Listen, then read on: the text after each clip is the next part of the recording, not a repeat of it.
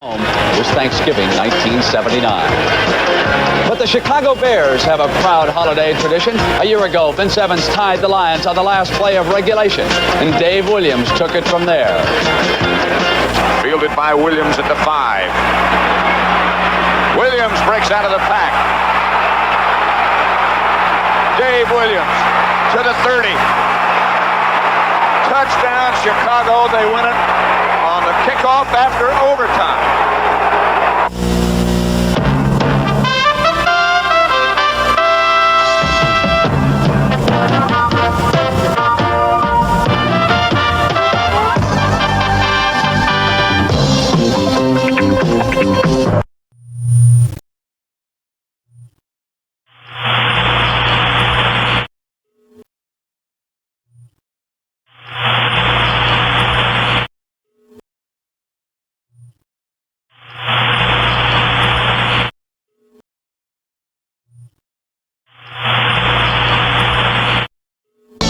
Happy Thanksgiving, everybody, and welcome to the NFL Today. Phyllis and I are holding forth here in New York this afternoon. It's a nippy day here in New York. By the way, you're a veteran. NFL, Today, Thanksgiving, 7 years you've been doing this show. I sort of miss not being in Dallas or Detroit today. But today in Dallas, it's beautiful, clear, 70 degrees, and Jimmy and Irv, our cohorts, are down there enjoying every minute of it for this exciting game this afternoon. We hope exciting. Phyllis, you know, Thanksgiving, of course, is a traditional football feast, and not just in Detroit, which I mentioned, where the Lions are beating the Kansas City Chiefs this afternoon, and now about to start in Dallas, where the Cowboys are getting ready to play the Chicago Bears. But this is a day for high school matchups. None more traditional than in a small town in Massachusetts. A lot to me. My father played. He went to Needham High School. He played here. All my brothers played in this game. This is probably the most important game I'll ever play in high school. You know, 100 years of rivalry and tradition. Yeah, it makes a season to win this one. Makes it a good Thanksgiving. It really is wonderful to be here and to see such an enthusiastic crowd, and I can assure you we are ready and we'll be out there tomorrow to defeat Needham, no problem.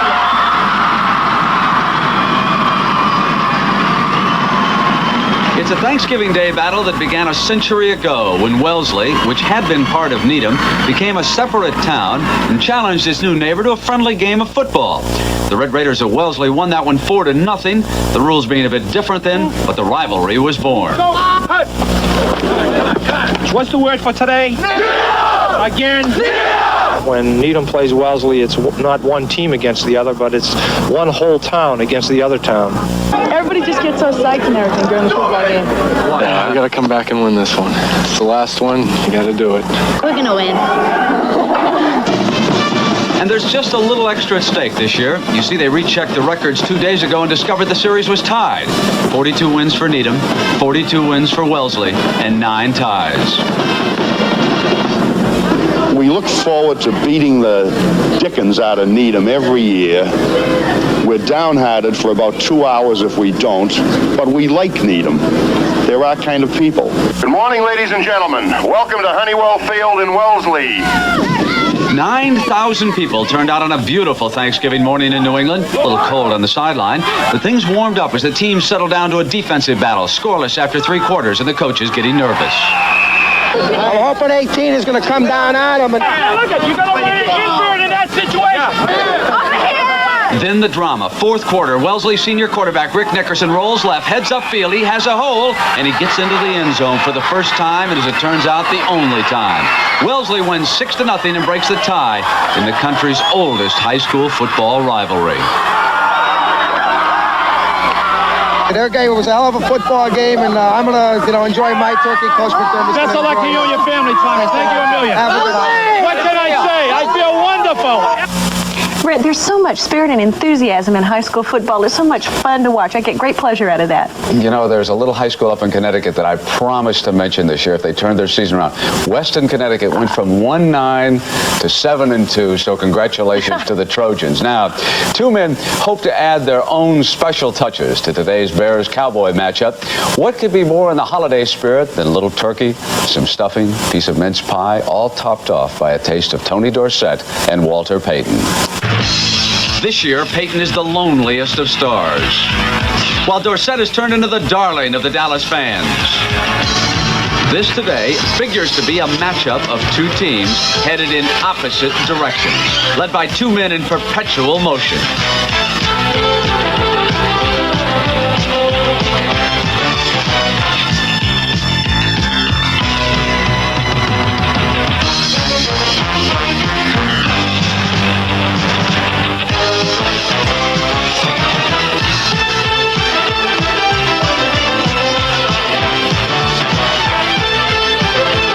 Has been grounded for much of the year. Dorsett, though, has been free to roam. Peyton is struggling to reach the 1,000-yard mark. Dorsett is over 1,200 yards and near his best. Both men want their turkey day to end the right way.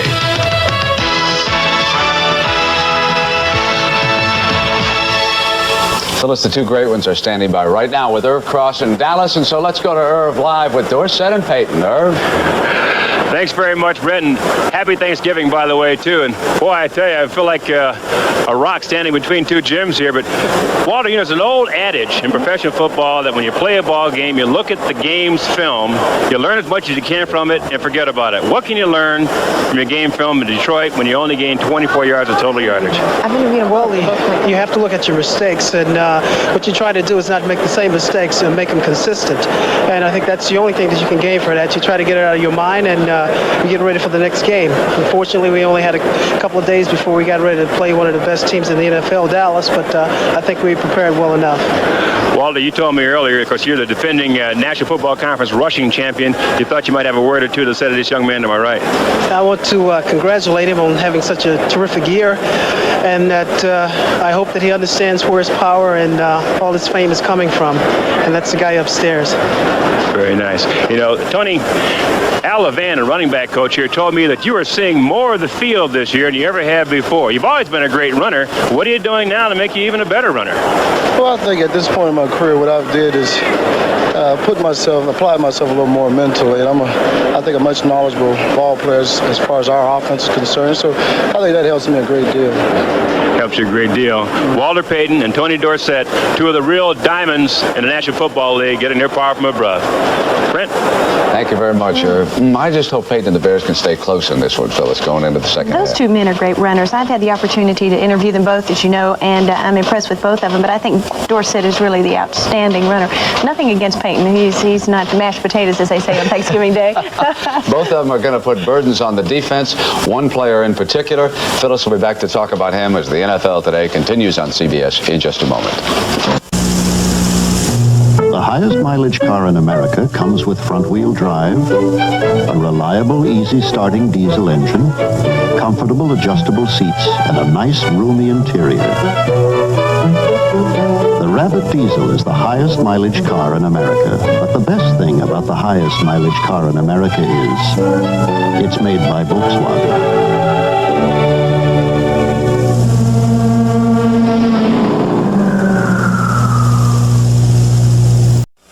For a quality design tool that's value priced, get these Vice Grip 7-inch locking pliers, just $3.79 as the October tool value of the month at True Value hardware stores. Vice Grip pliers are the original locking pliers. Use it as a clamp, a pipe wrench, or nail puller. And you can even cut wire. Get the original Vice Grip locking pliers, now just $3.79 while supplies last at True Value hardware stores and home centers displaying this banner. There's Dan and Ellen Fields. He's editor of our local newspaper. He looks worried about his problem dandruff. I wish he'd ask me. Mr. Owen, what shampoo should Dan use for his problem dandruff? Ellen, how about Tegrin? It works on itching and flaking. In a national survey, 3 out of 4 dermatologists judge Tegrin's medication effective in fighting even problem dandruff. Let's try it out. How's Dan's problem dandruff? Tegrin's terrific news, Mr. Owens. Prove it to yourself. Tegrin works. If ever a picture of what it takes to play pro football existed, it would be framed in the body of Charlie Waters. For 11 years, Waters has patrolled the Dallas secondary, and during that time, he has lived up to many a famous man's words.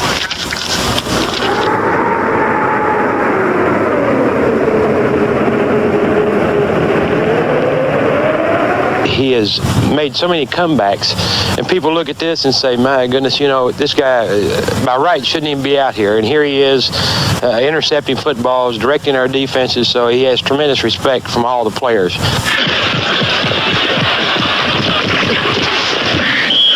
He's been through more knee operations and arm operations, has come back more than anybody I know to perform really well.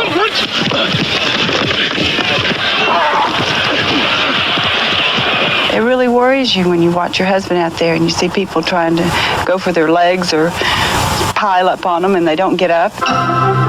Many have played this great game, but only one man, number 41, Charlie Waters, is worthy of such praise and description. This is the 11th and final year for the man who has played simply because of the lure of the game. He has given his body and soul to the sport he loves, and in 1973, he paid his dues while playing cornerback when Ram Harold Jackson beat him 4 times in 1/2 for touchdowns. But as he would time and again, number 41 came back and twice earned All-Pro honors at safety. He has been battered and bruised, having suffered through 2 knee operations, a broken arm, and a separated shoulder along the way. This, then, is the story of a man who now must rely on one healthy leg, his instincts, and courage. I have to plan what I'm going to do. If I take the wrong step, my leg will collapse. It collapsed on me 7 times last year during the season. I played last year with the ligament torn. We were supposed to have repaired that ligament, but I'm still very conscious of it. You know, I'm not the star anymore. You know, I'm just out there holding it together. I'm too old to play this game. Don't even worry about that, Slick. You're antique. The reason why I came back this year, I had an operation in 79 and missed the season. I came back and played a year last year and had to have another operation. But I feel like our team has a chance to win the Super Bowl. That drive inside of me is saying, hey, try to be a part of that one more time. And it's worth the pain, the misery that your family has to sacrifice, but it's worth it to take that chance to be able to get to the Super Bowl one more time and finish your career with a Super Bowl victory. I am looking forward to when Charlie leaves the game and retires. Every good thing must come to an end, and I'm ready for the next good thing, you know, and I'm ready for him. I guess I'm just tired of thinking maybe he might get hurt again. Once it's behind me, it's going to be behind me. You know, I'm going to wring that towel completely out. You know, I'm going to ride the wave until it's until I have to fall off of it. Brent Rosie, his wife, is a friend of mine, and I would imagine what she just said is what every wife must feel when her husband's out there playing. I would agree with that, fellas. We have a final score out of Detroit. The Lions won again today. They beat Kansas City 27-10. The Lions' record on the year is now 7-6. They are only a half game behind Minnesota in the NFC Central.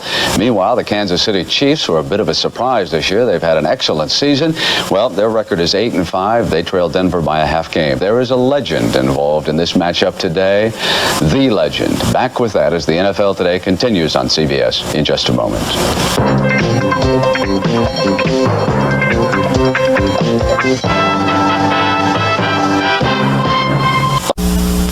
Do you know me?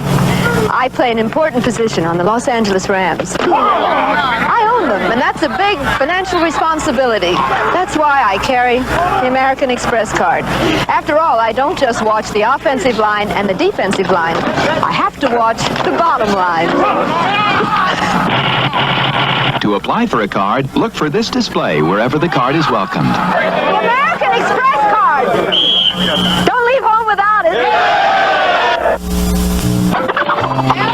The country that just built the world's fastest train also builds the world's best-selling front-wheel drive car, Renault Le Car. From the French, who can give you comfort at 230 miles per hour, comes this extraordinary car with a most extraordinary price, under $5,000. So why drive an ordinary car when you can have exceptional ride, handling, and interior room for under $5,000? Le Car by Renault, where great engineering lives in great design, at Renault and American Motors dealers.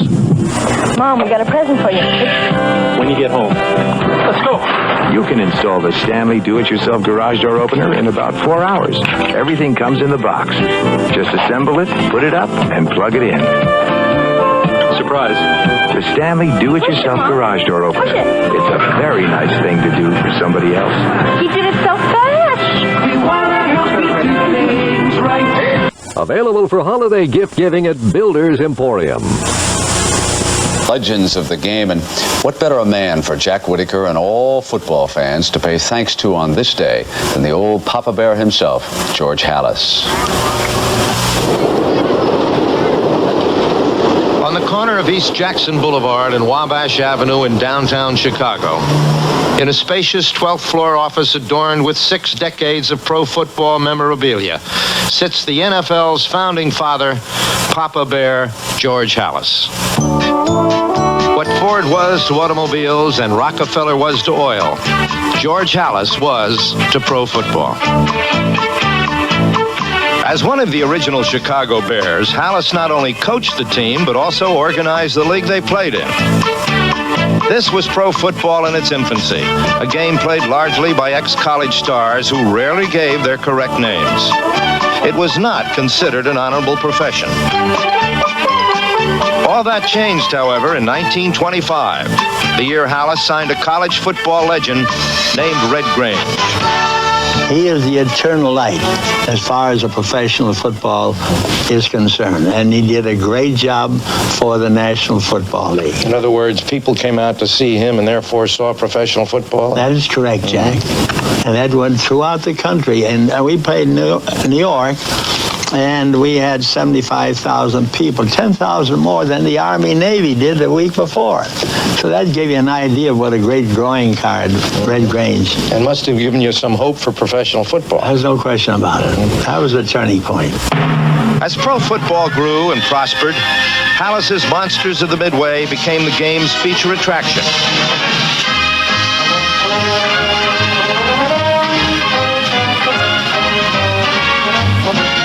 At no time was their prowess more evident than in the 1940 NFL championship game when they buried the Washington Redskins 73-0.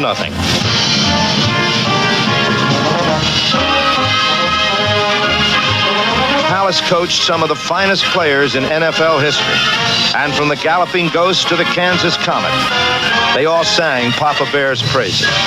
Everything I have today, all my possessions, are with one man. That's George Halas. He's a very, very warm person. And you can't help but like George Halas.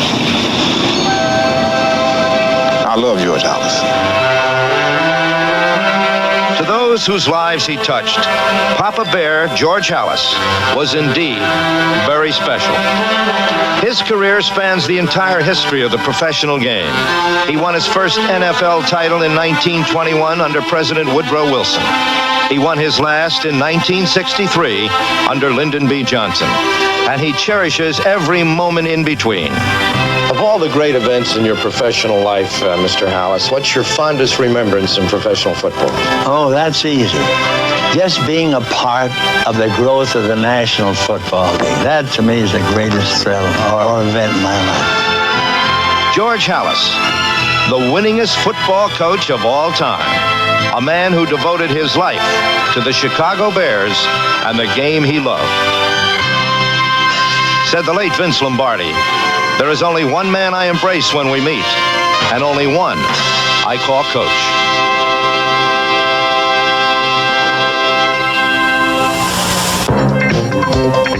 Wang announces the most important step in managing information since the computer, WangNet. WangNet is the electronic connection that gives anyone in your office any kind of information they need instantly by linking together every conceivable kind of office equipment, no matter who makes it. WangNet links you to floors below or satellites above using just half its capacity, leaving room, of course, for Wang's next breakthrough in office automation. Jim Hill Sports Highlights 11 tonight. Dear Santa, all I want is a kitty. Love, Sean. Christmas is full of beautiful moments, and I capture them with this Kodak camera with Sensolite Flash. The latest thing in built-in flash. It knows whenever I need more light and flashes automatically. So whenever you want to capture magic moments, count on Sensolite Flash. He's beautiful. Sensolite Flash, only from Kodak, America's storyteller. Throughout history, we've created sounds to call out over vast distances.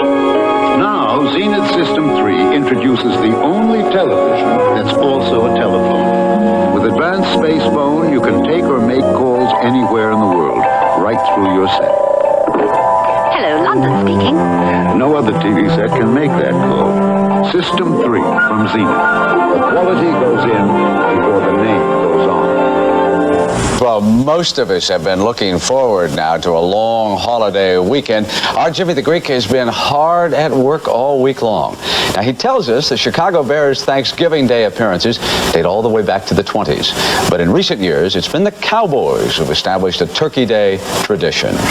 No, this isn't Texas Stadium. This isn't where the Dallas Cowboys play. It's the famous Cotton Bowl. But it was here that tradition on Thanksgiving Day began for the Dallas Cowboys in 1966. It was their first time on national television, and they were also playing for their first division title against the Cleveland Browns that day. Those days, Detroit had been playing a Thanksgiving Day game for many, many years, back to the 30s. It was a very traditional thing, but it was a game that started in the morning in Detroit.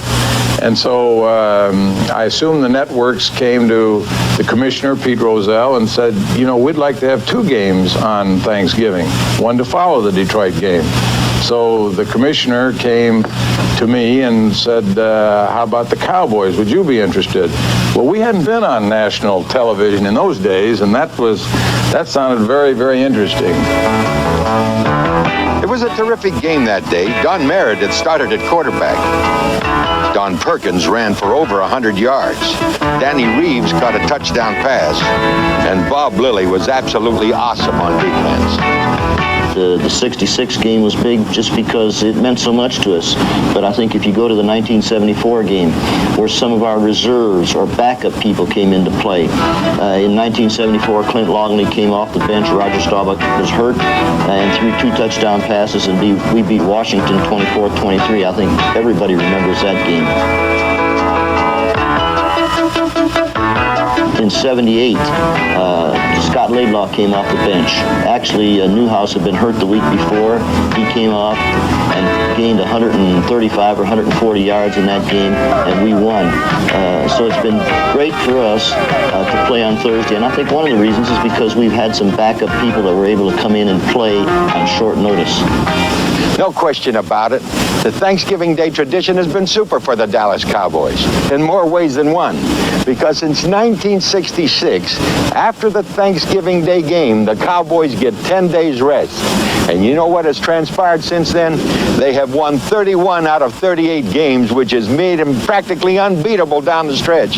And the kids just love that rest. Jimmy is standing by live right now at Texas Stadium. Jimmy, any chance the Chicago Bears can stay with the Cowboys on this Thanksgiving afternoon?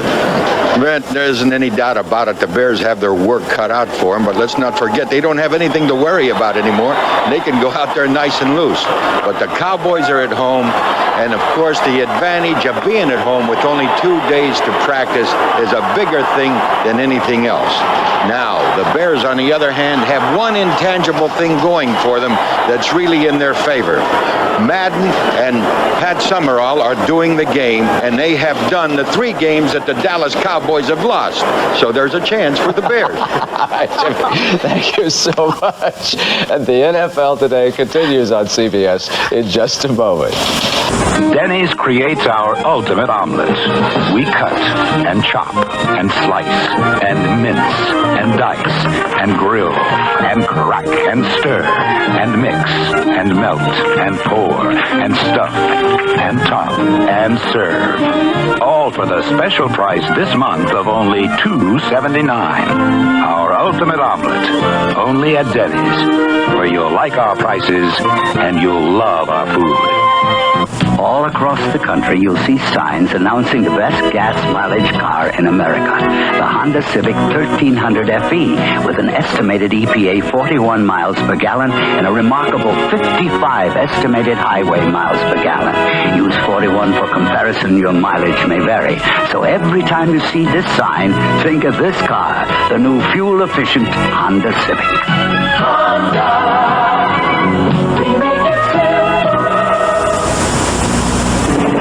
Believe it or not, If 9 out of 10 of these homes burn down, there's no guarantee they'll be totally rebuilt. Because rebuilding costs are rising so fast, even inflation protection may not cover a home fully. But now, Allstate's got the brand new home replacement guarantee. Get it and get your home built back just like it was, even if rebuilding costs more than you're covered for. Ask your Allstate agent about the new home replacement guarantee. For ideas that make good sense today, you're in good hands with Allstate. Saturday on an all-new Walt Disney, Mary Braden's the new manager of Cherokee Station with a daughter, a friend, and the courage to make it on her own. Louis L'Amour's The Cherokee Trail.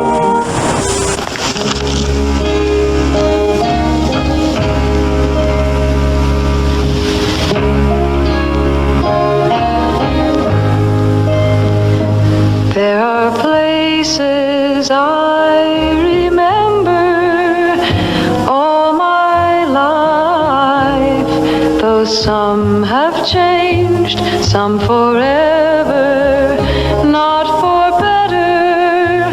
Some are gone and some remain. All these places had their meanings. A fabulous career. Closing out on Thanksgiving today for Chicago, Alan Page. For Phyllis, I'm Brent Musburger. We'll see you at halftime as the NFL Today continues on CBS. Have a nice afternoon, everybody. Saturday, when a Georgia boy falls for a New York lady, he's as welcome in her heart as he is in his new neighborhood. John Schneider builds a dream house Saturday. This is CBS. Barbra Streisand, James Taylor, Barry Manilow, Fleetwood Mac, Billy Joel, Radar Weather, Johnny Mathis, Anne Murray, Concise News, Neil Diamond, The Beatles, Clear Traffic Watch, Chuck Mangione, Chicago. Move it easy with clear, continuous music on WCLR 102 FM. People are winning big here at Taco Bell's $4 million Mucho Mucho giveaway. You can win a DeLorean or $25,000 cash, a Mustang Ghia or $5,000, TVs, stereos, cameras, bicycles, excuse me, trips for two to Mexico and Hawaii, plus millions of food prizes instantly, including Pepsi-Cola. So come in today and play the Taco Bell $4 million Mucho Mucho giveaway. These your DeLoreans? What? Play the Taco Bell $4 million Mucho Mucho giveaway. To make it a really happy Christmas day, see J.B. Robinson, the jeweler who gives you an unconditional 6-week money-back guarantee.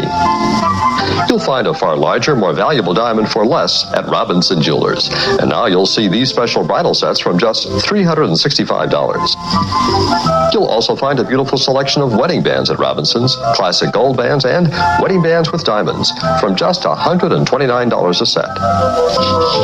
Robinson Jewelers, for your happy Christmas day. What should you do with your money? At the Northern Trust, we know you've had this conversation dozens of times. It's hard to make decisions when you're just not sure what's right. That's why we have financial counselors, hand-picked professionals who are specially trained to give you advice you can act on. We'll show you ways to save, how to borrow intelligently, how to make your money work harder. The Northern Trust. The more you want your bank to do, the more you need the Northern. The world's largest gourmet society, the Chaîne de Rôtisseurs, is headed in America by the great food and wine authority Roger Yassine. Recently, he compared two California Rhine wines. I compared Inglenook Naval and Taylor California Cellars Rhine wines, and the wine that I preferred was Taylor California Cellars. What impresses me is how well it goes with food.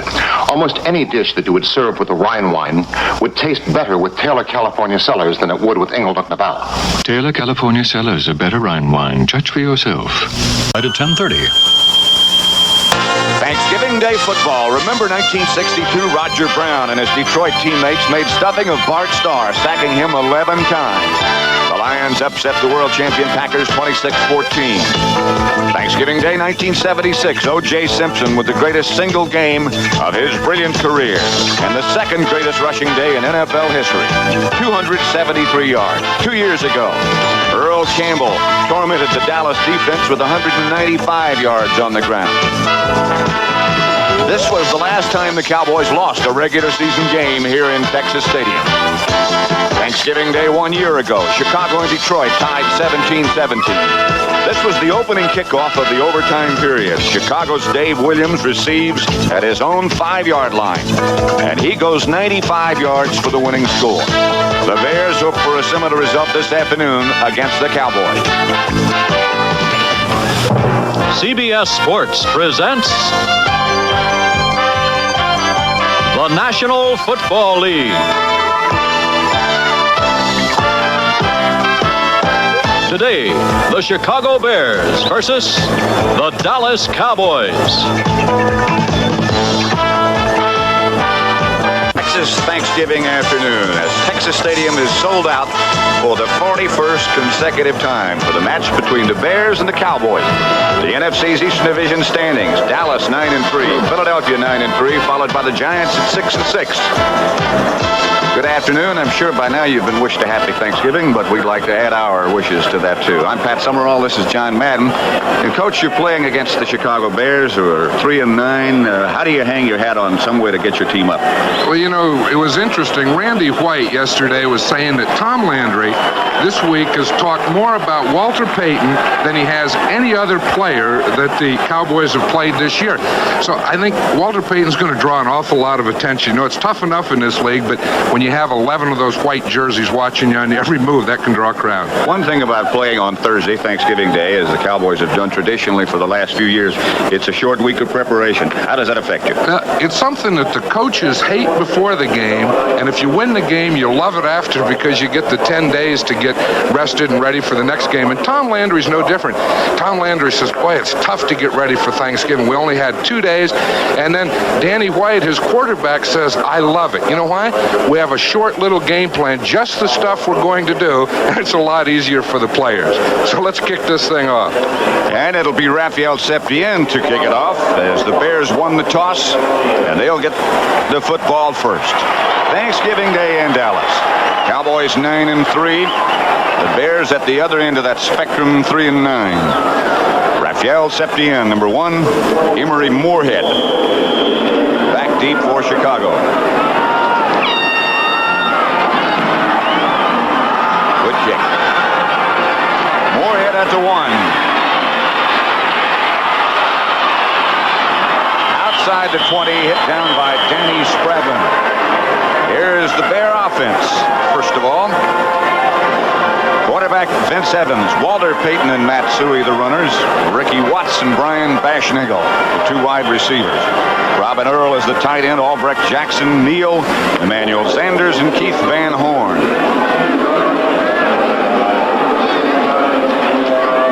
Temperature game time 62 degrees. Sellout crowd, as I mentioned just a minute ago, and just a perfect day for football. Dallas goes immediately into that flex defense. Payton first to carry, and Payton breaks out of the pack out to about the 30, running hard. Here's the Dallas defense. First of all, the front 4. Ed Jones and Harvey Martin, the 2 ends, John Dutton and Randy White, the tackles. The linebackers, Hegman, Brunig in the middle, and D.D. Lewis. And finally, the young secondary, Walls, Thurman, Waters, and Mike Downs. Second down, Chicago. Payton got 8 on his first carry. 2nd and 2. Payton again.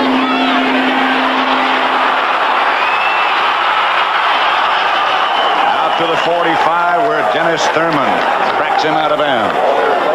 We said they were going to key on Walter Payton, Pat, and they are, but on the 2 plays, he still gained some yardage in there. This time, we'll watch him here. It's a little counter. See, he starts into the right side, cuts back to the left. They get Harvey Martin to go down. See, he thought he was going to the right, cut back against the grain, and you give Walter Payton just a little edge, and he can make something happen. Whew.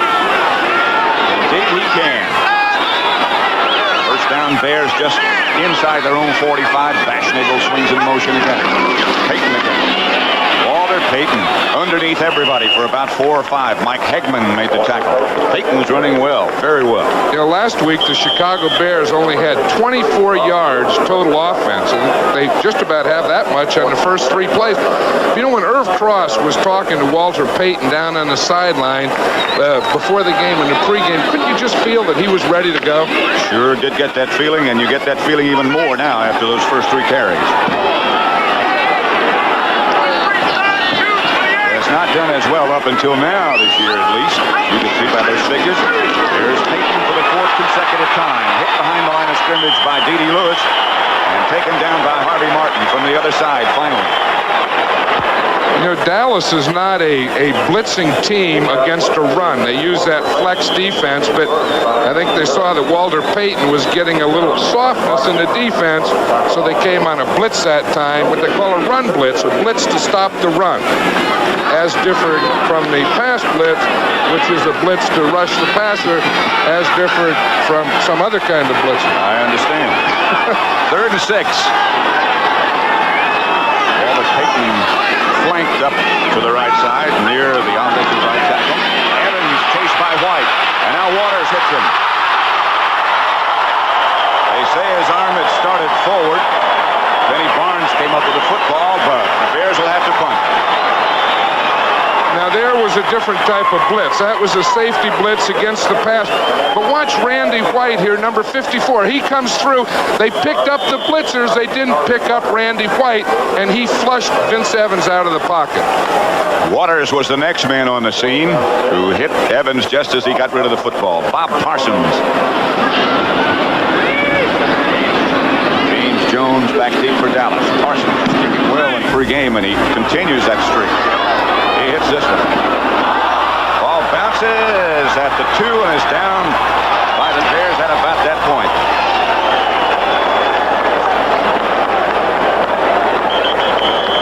Nagel, I believe, the first man down. Nothing. Dallas will have the football when we come back. Gentlemen, this meeting is called to decide which one of us is the most popular light beer drinker of all. You must be talking about me. I vote for my buddy, Boog Powell. Should I take the minutes? You can take all years. Hey, I cast my vote for Billy Martin. I'll second that. Me too. Excuse me, this chart clearly shows what a little showing off can do. Now, wait a minute. I'm the most popular guy here. Gentlemen, a little respect. At least we agree that light beer from Miller tastes great. Let's do it! Tastes great! Better make it a secret ballot. Could we vote for Red Auerbach? Please? What? I'm voting for me.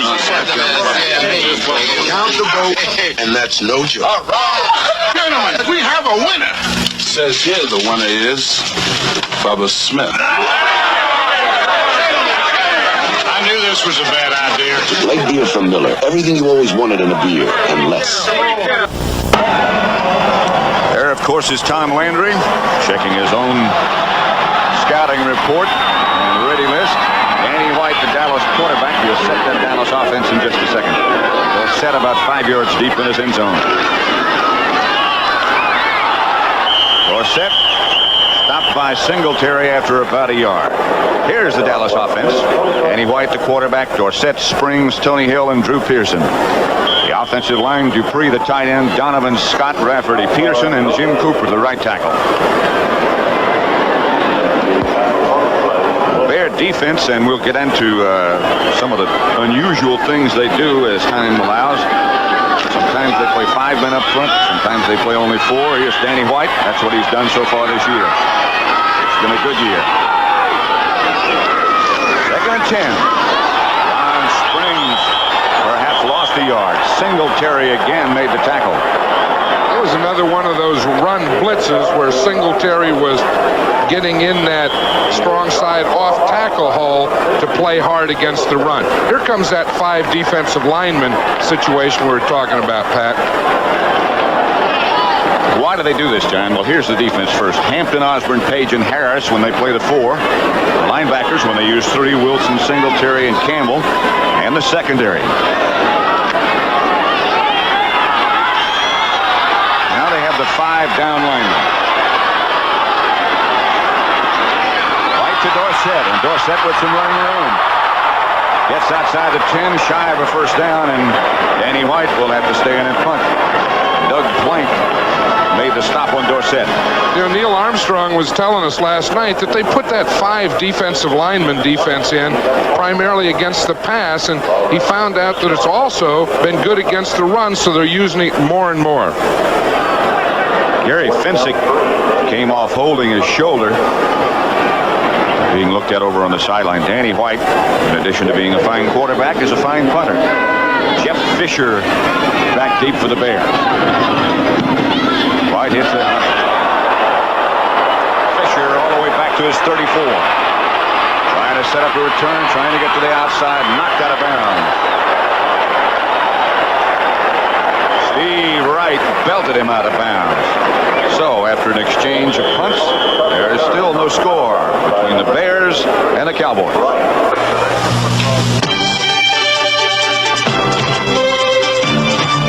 This roomy, inexpensive Subaru station wagon not only goes far on a gallon of gas,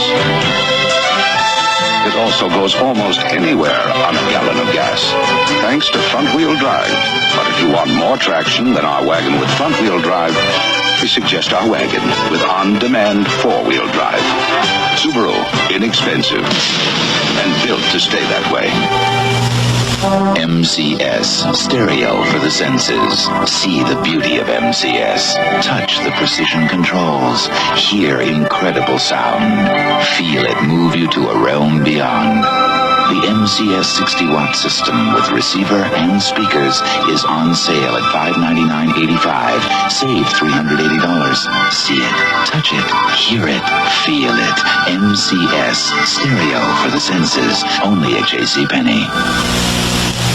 Critics call this dam project a disaster, and you paid for it. How did the politicians push it through? We're going after the answers on the CBS Evening News Monday. First quarter in Dallas. Pat Summerall with John Madden. Watching the Bears' second possession now.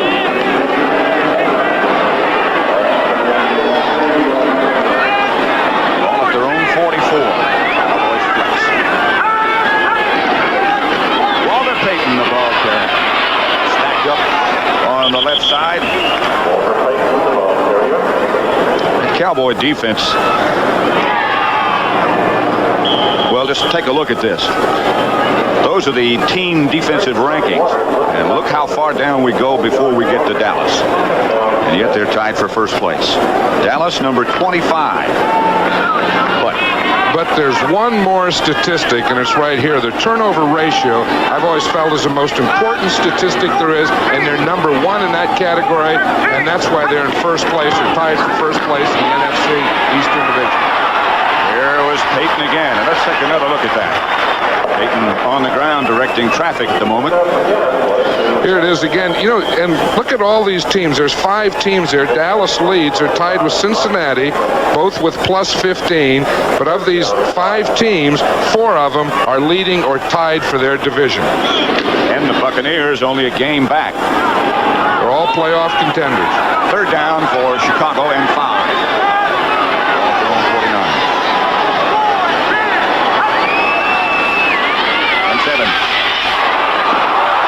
Away at the last second by Charlie Waters. Ricky Watts, the intended receiver, but Waters, with that last second dive, knocked it away. It was interesting what Charlie had to say in that interview before the game. He said, I really don't star in this defense. I just help hold it together. And he makes more plays maybe than he takes credit for, and that's one of them. But he's becoming a big pass rusher, a big blitzing safety now. James Jones back deep for the Cowboys. Bob Parsons will punt to Chicago. Another good punt by Parsons. Jones is going to let it fly, and again it bounces backwards. And the Cowboys this time will operate from their 8-yard line as Harris downs it. Down very quickly as the defensive end. So still no score at Texas Stadium. The Bears and the Cowboys.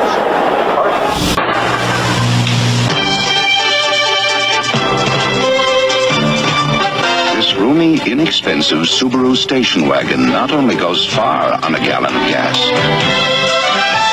it also goes almost anywhere on a gallon of gas, thanks to front-wheel drive. But if you want more traction than our wagon with front-wheel drive, we suggest our wagon with on-demand four-wheel drive. Subaru, inexpensive, and built to stay that way. Conoco's gas-saving motor oil is the result of 60 years of innovations. Oh, we have a new one. 1922. An additive. Conoco introduces the motor oil additive. In 41, Well, from Conoco. an additive to keep engines cleaner.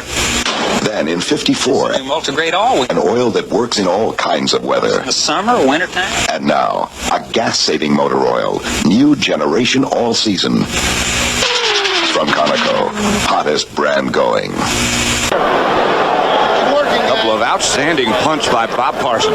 He's had two great punts. You know, when you punt and you want the ball to continue going, to turn over, you want it to turn over to hit, and then the momentum takes it into the end zone. When you don't want it, you put it where it doesn't turn over and it hits and stops right there. And Bob Parsons has done that 2 times.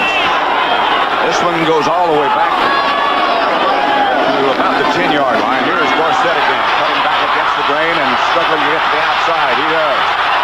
Dorsett for about 9. Otis Wilson took him out of bounds. But Tony continues to have an outstanding year.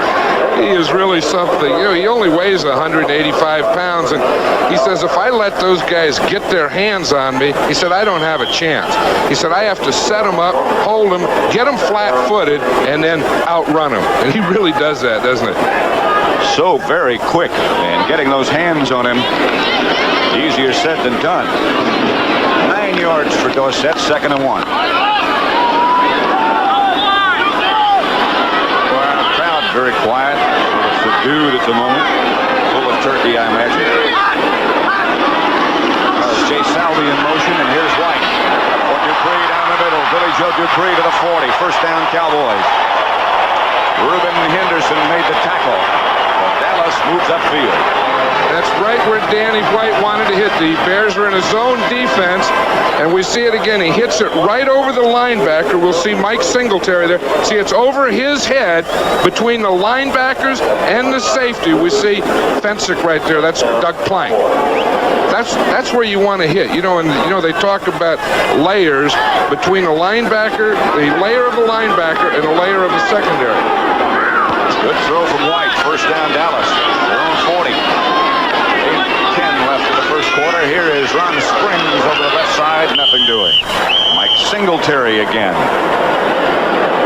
Ron Springs had his biggest day last week. He gained 85 yards, and that's been the most yardage that he's gained as a Cowboy. And he said he's finally making the adjustment. He'd always been a halfback or tailback before, and you usually run the ball, and fullback is primarily a blocker, and he's made the adjustment well. And he has that, or gives the Cowboys that added dimension of being a fine pass receiver. 2nd and 10. There's fake a blitz. Here's Dorsett. Dorsett looking for some place to go. Singletary again led the Bear tacklers. I'm sure that we were talking about the Cowboys keying on Walter Payton, and I'm sure that the Bears are keying on this man right here, Tony Dorsett. Wherever he goes, especially on 1st and 2nd down, he's going to draw a crowd. Now we see Singletary come off, the rookie, and we see the 5 defensive linemen and 5 defensive backs in the game. Mike Hartenstein lines up as the right defensive end. Harris is the left. Todd Bell, the extra defensive back. Harris moving inside. Now sometimes he backs off the pass coverage. He does it there. Right. Pass caught by Tony Hill. What a throw and what a catch.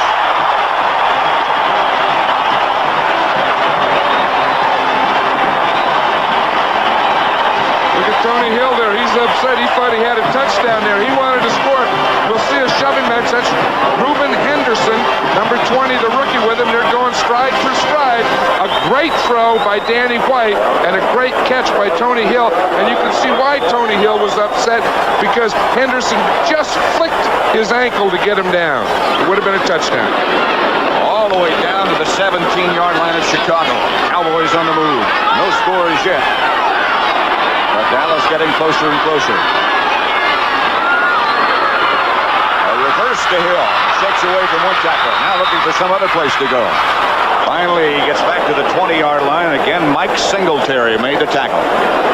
And one thing about these Cowboy receivers, they can all, of course, get open and catch the ball, but they're very good at running with it after they catch it and running reverses. We just saw Tony Hill. Last week, Drew Pearson ran a reverse, and, of course, they always have Butch Johnson over there that can make something happen. Plus his quake. When he scores a touchdown, he'll show you some moves. Yeah, I love that. We need excitement in this game. 2nd and 13. Ball back at the 20. deep in the eye. Hand off Dorsett, who blasts down to the 15. Again, it's Singletary and Osborne who stopped Tony. One thing, early in the first quarter of a football game, the running is never as successful as it will be later in the third and fourth quarters because you tend to wear a defense down. You get them just a half a step slower, then Dorsett breaks those type of runs. Number 82, of course, is Alan Page. The last year of his great career. Here's the shotgun formation on 3rd down and 8 for Dallas. Struggles for his life. Alan Page is the man who's there first. And Hampton second. You were just talking about Alan Page there, and he switched from the right side to the left side, and he made a nice move to get by. He got by Kurt Peterson there, it looked like. See if we can see it. You see, he says now he comes. It was a stunt move. He started. Hampton went to the inside. Number 82 there, Alan Page.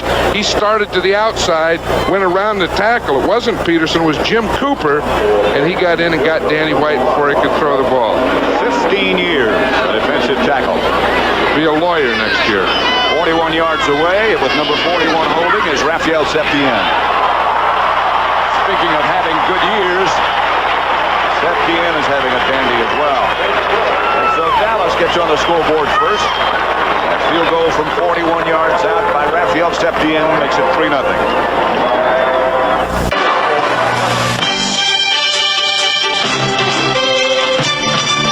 Subaru owners have a lot in common besides all the different models they own, with front-wheel drive or on-demand four-wheel drive. They also share a habit of trading in one Subaru for another Subaru. No leading import is higher than Subaru in owner loyalty. People stick with a car they don't get stuck with.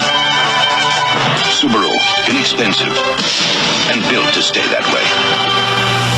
There's a hungry kind of feeling, and every day it grows. You know there's so much more to you than anybody knows. Specialist Kevin Crowley is working with tomorrow's technology in the Army's newest tank. The laser determines target range and feeds it to the computer. It's just incredible.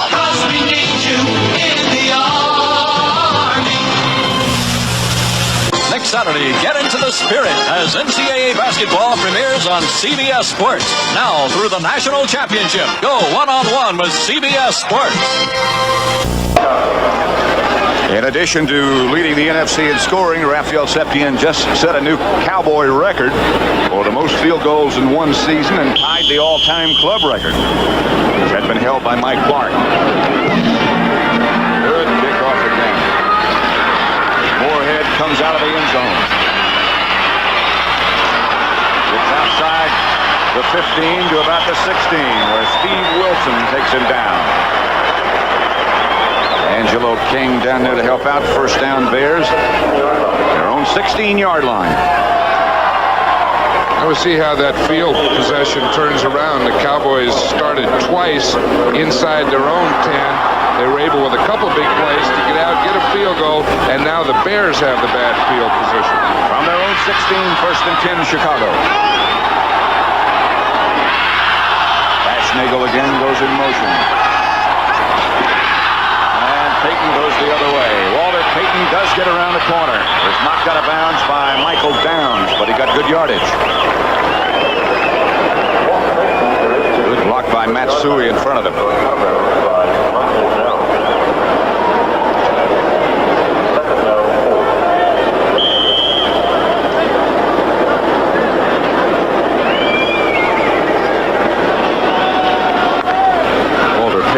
Obviously has been most of the Bear offense so far. Second and 4. Ball out to 23 now. 3:50 left to play in the first quarter. Dallas leading 3-0. Payton again. Picked up by Mike Hegman. You know, it's interesting what they're trying to do. It seems like just about every offensive play that the Bears have had. They've run Walter Payton, and they're working inside. It looks like what they're doing is working at the flex defensive lineman in there. But eventually and ultimately, if they're going to move the ball, they're going to have to pass it. The flex defensive lineman being the one that's off the line of scrimmage. Right, and in the Cowboys scheme against the run, they'll have 2 on the line of scrimmage and 2 off the line of scrimmage. This time, short yardage, everybody's up. Again. And Payton, with that surge, almost broke out of the pack. Steve Wilson made the hit. You know, when you see a Walter Payton like this, and we'll see it again, the biggest thing, you see how he's starting from the I formation, his shoulders going into the line or square. So now he has great vision. He can see the holes, and then he can just make that little veer to the left to get in and make that first down. I think that's a much better formation for the Bears, Walter Payton, than split backs. 9 carries, 45 yards already for Payton. Might break some more records. Evans fakes this time to Payton. Going for Watts. Just overthrow. Dennis Thurman back there. Evans a little disturbed with himself. Michael Downs also back for Dallas. I don't think Vince Evans should feel bad about that one. He had to do that. You have to loosen up this defense. Once you start and you just run and run and run, the defense tends to bunch up. Now watch this. He really has the safety beat. He has Mike Downs beat. See, the ball is over Downs' head and just about a step too much for Ricky Watts. So it'll be 2nd and 10 for the Bears. Matsui, the other running back there with Walter Payton, still hasn't carried the ball. Evans will put it up again. Now he has to run. Fumble. Bears have the football, I believe, somewhere at the bottom of that pile. I think they have it now to the side of the pile. I don't think there's any ball at the bottom of the pile. I think the ball was out here by Noah What? Well, the official has it now. But it looked like it just popped out of that pile right to one of the Bears. I think Noah Jackson ended up with it.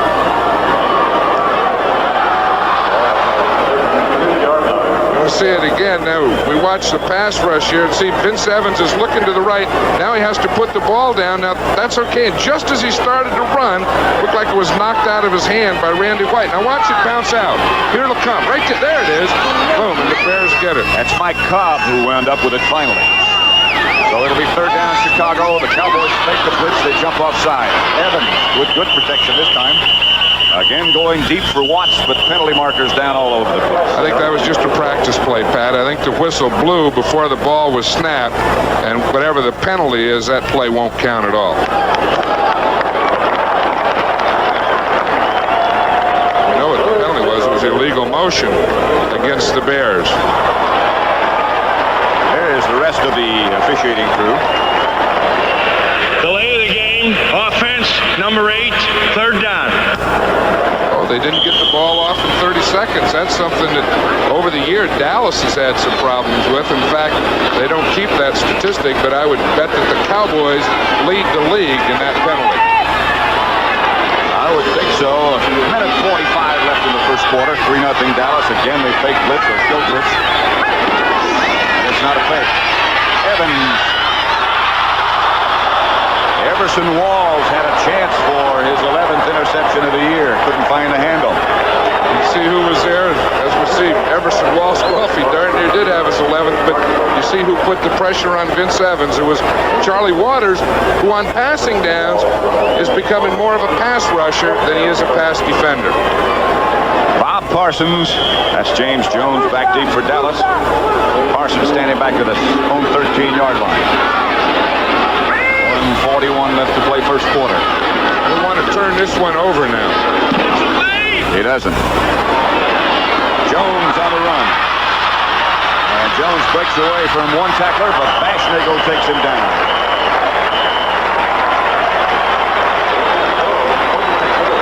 Coming up, the NFL today. This is next Sunday. Rams at Pittsburgh, Washington, Buffalo, Green Bay at Minnesota, Tampa Bay at New Orleans, and St. Louis at New England. And the doubleheader games, the late games, the Giants at San Francisco and the Atlanta Falcons at Houston, where we'll be. Check your local listings. And with this playoff situation in the wild card, every game is a very meaningful one. First down, Dallas. Their own 47. They lead 3-0. Fake to Dorsett outside. He goes to Tony Hill. And Hill gets about 6 out of that hitch pattern. Reuben Henderson made the stop. This is the one that we were talking about these Cowboy receivers. They can, of course, run pass patterns deep. They can run reverses and run with the ball. Then they like those little screen or hitch passes out there where they just get them the ball and let them run with it. That time, the screen didn't develop or get out in front of them.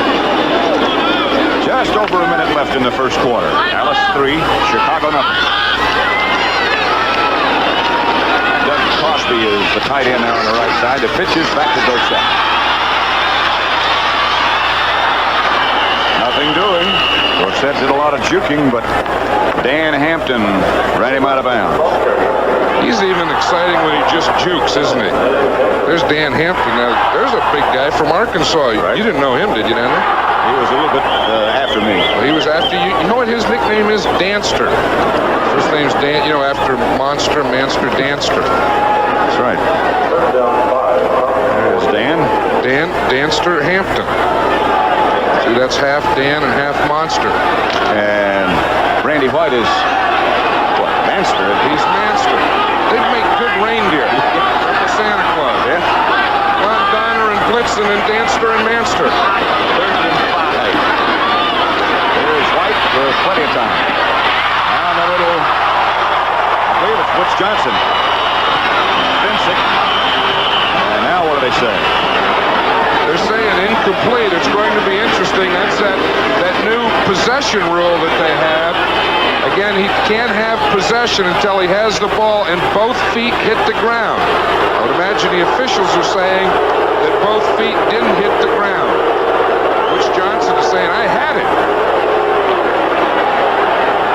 Butch didn't score on that one, and we'll see what he does. Now watch what Butch does. He calls this the California Quake. I love this. Watch these movements. That's the old California Quake, and then the Texas 6-shooter, I think. If he scores today, that's what we'll see. That was last week. White back in front formation. Good-looking high kick. And this one sails on into the end zone. Bounces in there on one hop. Benny Barnes was the first man down there. NCAA basketball. NCAA basketball. Right. Michigan at Arkansas or Georgia at San Francisco. Check your local listings for those games. The season premiere coming up this Saturday. NCAA basketball on CBS. Bears take over at their own 20. Maybe a little first down pass would be nice here.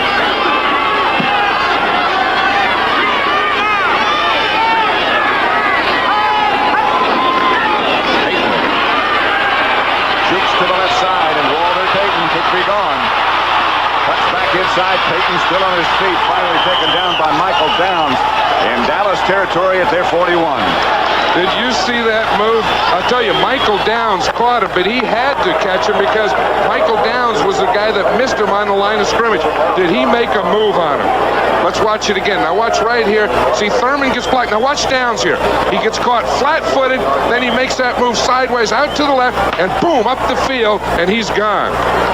Look at that. Now, you see how he carries the ball out there? That's okay because there's no one there to tackle him. And to make great moves and have balance, you can't always keep that ball in tight to your body. That's the end of the first quarter. Payton has huge hands. He can carry the ball like that and be reasonably safe because his hands are so big. That's the end of the first quarter with Dallas leading 3-0. The 1982 cars are here, and so are the 1982 prices.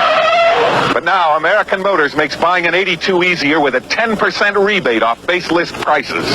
That's $725 off this 1982 Concorde and $1,000 off this Eagle.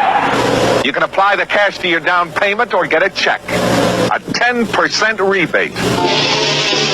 Tough action from American Motors. Let the radio Radio Shack TRS-80 put the world of color computing into your home. Instant loading program packs turn any color TV into an exciting game arcade. And there's more. The color computer is an educational aid, a home management tool, an up-to-the-minute electronic information service. The programmable, expandable TRS-80 color computer from $399 only at Radio Shack, your Christmas computer store. Saturday, when a Georgia boy falls for a New York lady, he's as welcome in her heart as he is in his new neighborhood. John Schneider builds a dream house Saturday. This is CBS.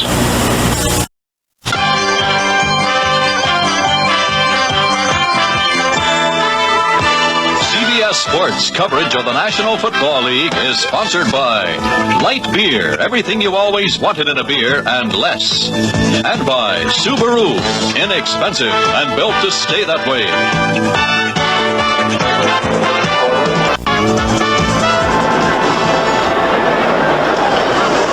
Walter Payton has 10 carries for 84 yards already. We're just starting on the first play of the second quarter. And the Bears have only had 15 plays, and Walter Payton has carried 10 of them. Back in the eye, and he carries again. Almost around the corner. Downs hurts him out of bounds this time. Downs said, "You got me the last play. I'm going to get you this time." Now watch what happened to Downs in the last play. Here he comes over. He says, "I got good position. My arm's out. I just have to wrap my... Where is he?" There he goes. Out to the left and up the field. He didn't do it the next time, though, did he? You think he shut his eyes? I don't know. I don't know if it would have mattered with a move like that. Second down 8 for Chicago. Cowboys lead 3-0.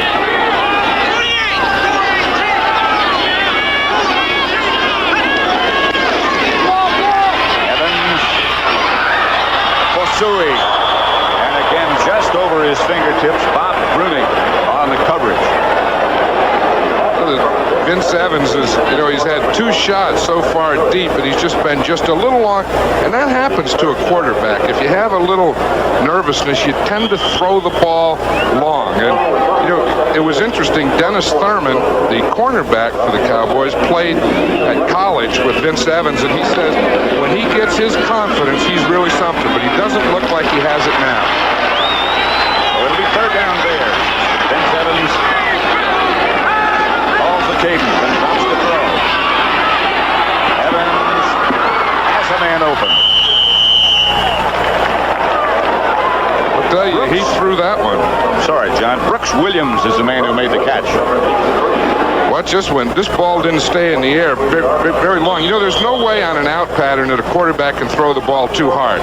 You want to get it, boom. He sees Williams, zips it right there. That was a perfect pass. And you can see the concentration from Williams as he watched that ball all the way into his hands. 4-year pro. Marjoram out wide to the right. Down there's the handoff to Suey. Suey finds a way to get down inside the 20. That's his first carry of the day. It was a good one. I think now the Bears are starting to get a little mixture, and that's what they need against this Cowboy defense. You have to throw some on first down. You have to run some to Peyton. You have to change up and give it to Suey once in a while so they don't get a true hard read on you. 4 yards for Suey. 2nd and 6. Ball at the 19-yard line. Here's Peyton again. Peyton trying to get to the outside. This time he jumped into the arms of a Cowboy linebacker, I think. It was Mike Hegman. And again, it was one of those blitzes, a run blitz where they take their outside linebackers, Hegman and D.D. Lewis, and instead of letting them stand outside and read, they bring them tough outside to tackles. I like that kind of talk. Bring the linebackers tough outside to tackles. Put a helmet on. Kind of exciting. Third down, 7. 13:40 left in the first half. Cowboys leading the Bears 3-0. Here comes that Cowboy blitz, and Evans has no hope. Charlie Waters was the first man there again. Charlie Waters, again, is probably going to end up the leading sack man on this Cowboy defense. He's really something. You know what happens? They start to worry about the inside guys like Dutton, like White. You see, they double Randy White and did what? They didn't block Charlie Waters. Look at Too Tall. He's in there. He got 3 or 4 guys on his arm. Charlie says, this is fun when you run through there and no one blocks you. Ravetto is the Bear field goal kicker. Avellini to Holder. This is 44 yards out. That should get it. And does. And we have a tie football game. The Chicago Bears 3, Dallas 3, and 13:05 left to play at Texas Stadium in the second quarter. Introducing the car Cadillac owners preferred overall to a Cadillac. Introducing the 1982 Lincoln Town Car. When Cadillac owners compared DeVille to the Lincoln Town Car based on comfort, roominess, luxury, and ride, 86 out of 100 preferred the Lincoln Town Car overall. Lincoln Town Car, the car Cadillac owners preferred.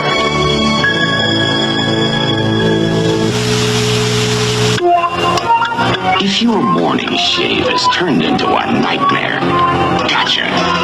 Wake up to the exclusive twin-action Norelco Rototract razor. Inside 3 floating heads. Twin-action grips and raises hair up. Then razors hair off, closer than ever. For twin blade closeness without a nick or cut, the twin-action Norelco Rototract razor. Quarter rechargeable. Because for close shaves, There's no action like twin action. Only the Muppet Movie offers you big-name stars and comedians acting with bears, pigs, and frogs in a fun-filled, hilarious 2-hour movie. Available Wednesday. Little conference over on the Bear sideline. Dick Stanville. There is, on the opposite side of the field, Charlie Waters. A little oxygen. Oxygen. That's what happens when you play that many years in the National Football League. Ravetto. James Jones from his 2. Jones cuts back inside to about the 24. The Cowboys take over. Moorhead, the Bear down to make the stop. You know, Ravetto and Raphael Septien, both the kickers in this game, went to the same college. That's a college she'll probably go to. It's a good college for kickers. If you want to go to a college, kids, listen. If you want to go to a good college to be a kicker, side style, now listen up here, then Southwest Louisiana has put 2 kickers in this game in the NFL. But that's only if you want to be a soccer-style kicker. They want to grow up to be Cowboys. White will throw on first down. And does to Drew Pearson. And Pearson is rocked by Doug Plank. That is the toughest thing in the world for a receiver, what just happened to Drew Pearson there. He has to expose himself, outstretched arms, and you have a safety like Doug Plank coming. Now watch this. You see he's led to the outside. He has a step here, but Doug Plank is outside. Now watch him as he stretches. You see that position there that he's in? He's completely exposed. He didn't feel it nor see it coming, and he had no protection at all. Those 2 Bear safety men, both are fine tacklers, tough. Plank and Fenton. Drew Pearson is tough, too. He sure is. Watch this. Watch this. You see, he didn't feel it or see it coming. He wasn't in a position to tense to protect himself. One thing, he had that right arm down, so he didn't take that shot in the ribs. Took it more on the shoulder. Right. Had a big day last week. What did he tell you yesterday about the coffee? Said Tom Landry got tired of the fact that he utilized him that big day last week. Got tired of drinking that black coffee and decided to put some cream in it.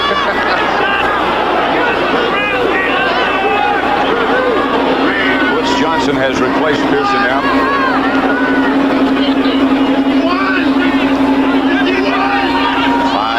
Down lineman for the Bears. Don Springs, the ball carrier. He doesn't make it back to the line of scrimmage as the rookie Singletary from Baylor has had an outstanding first half.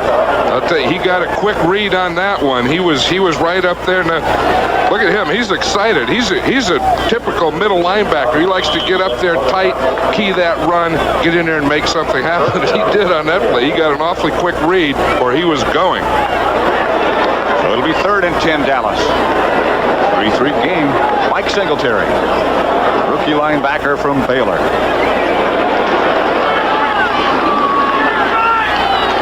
Pearson's back in the game, by the way, and split wide to the left. Cowboys utilizing 3 wide receivers.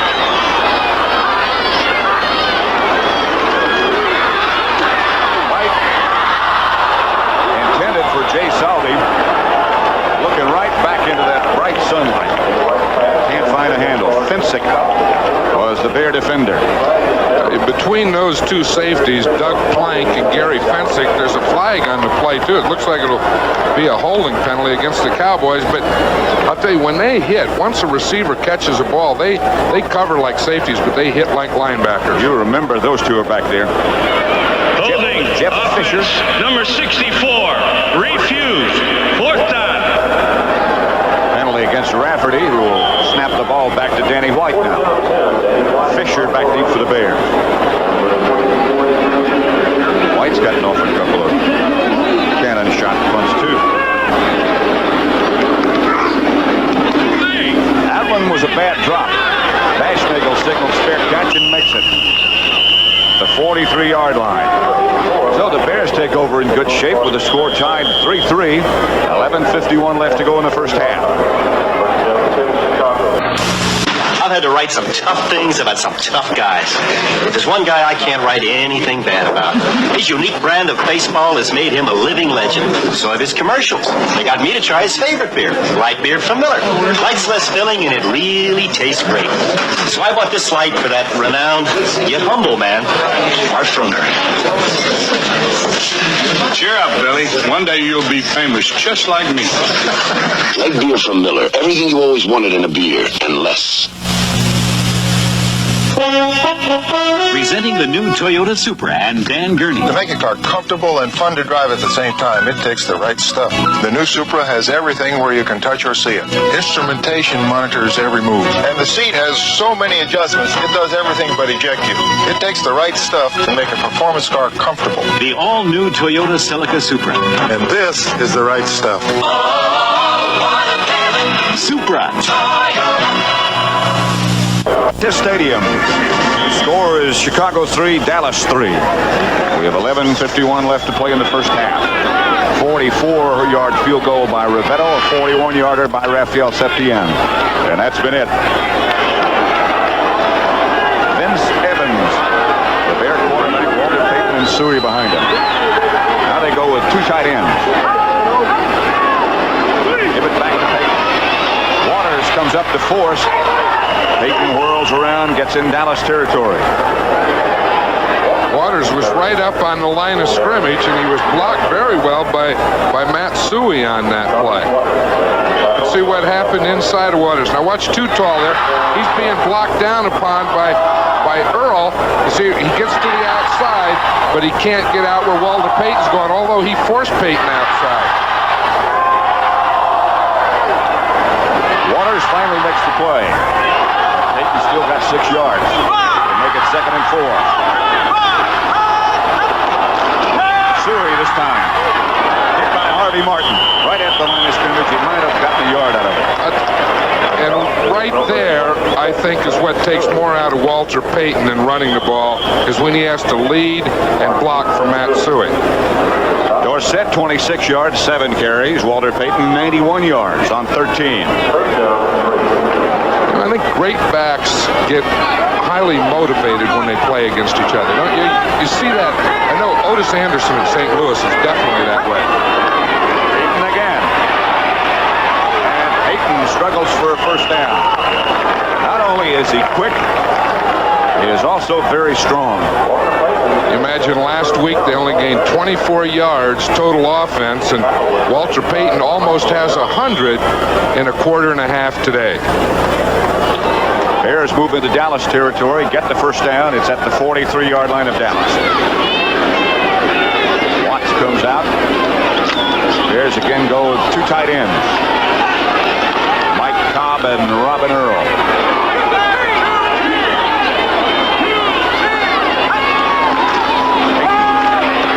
Peyton hit this time after a couple by Bob Brunig, the middle linebacker. Walter Payton, he doesn't like to have someone grabbing on those legs. Do you see him? It was Randy White down at the bottom of the pile, and he was telling him, stay off my legs. Now watch Randy White here. He starts off in a flex position. You see that stance? He starts off, he's reading to the outside, blocks up the hole to the outside where he can't come outside, and then comes back in and stuffs it in. Now watch at the bottom there. You see what he did? He had Peyton's leg there, and that's what Peyton was saying. Hey, man, you tackled me, get off me. Goes back to pass, chased by too tall Jones, and tripped by Jones. Finally gets rid of it to Peyton. Peyton gets up to his feet and struggles back almost to the original line of scrimmage. They may say that Evans was in the grasp, although it doesn't look like it now. No, they may, but they didn't. It looked like he was going to. He was standing there. The referee, Chuck Hibberling, was there. Looked like he was going to say that the ball is down there, but they let him have it. Now let's watch Ed Too Tall Jones here. He's against the rookie #1 draft choice of the Bears, Keith Van Horn, who's not a bad pass protector. See what he got beat on that one? Now watch right there. See, he said he wasn't down, although his knees looked like they may have been on the ground when he threw the ball. It sure did look like it. It's third down and about 10. 8.5 minutes left first half. Cowboys again have a lot of folks up on the line of scrimmage. Here comes that blitz again. Evans gets rid of it. Intended for Brooks Williams. Anthony Dickerson was the man who hurried Vince Evans. It was also Charlie Waters again. He had to throw away from or over Charlie Waters. That defense that we see coming off the field now, when you have to pass, and they know you're going to pass, I think they're as tough as anyone in the league. They put some pressure on you. James Jones goes back deep for Dallas, back at the 10. Bob Parsons. This one off the side of his foot. And out of bounds. Parsons hit two dandies earlier, but that one wasn't one of his best. Score is still tied at 3. He's got to check the engine speed, check the fuel. Now your kid can race like a pro. Magnum 440 Pro Racing with the fastest cars in the world. Real dashboard, tachometer, fuel gauge, and he controls it all. Hit the red line that really burns gas. When he's out of gas, he's out of luck. Quick, is half a tank enough? Get back in the race and win. Now get a $5 refund direct from Tyco when you buy the Magnum 440 Pro Racing Set. See TV Guide and People for details. With State Farm, you don't call a stranger when you need help. If you have a question about your family or personal insurance needs, or you want to report a claim, you call your State Farm agent. We're there to give you personal service. That's one of the big reasons so many families come to State Farm and stick with State Farm. It's the availability of the State Farm agent. Whether it's life, health, home, or car insurance, we're there to help. And like a good neighbor, State Farm is there.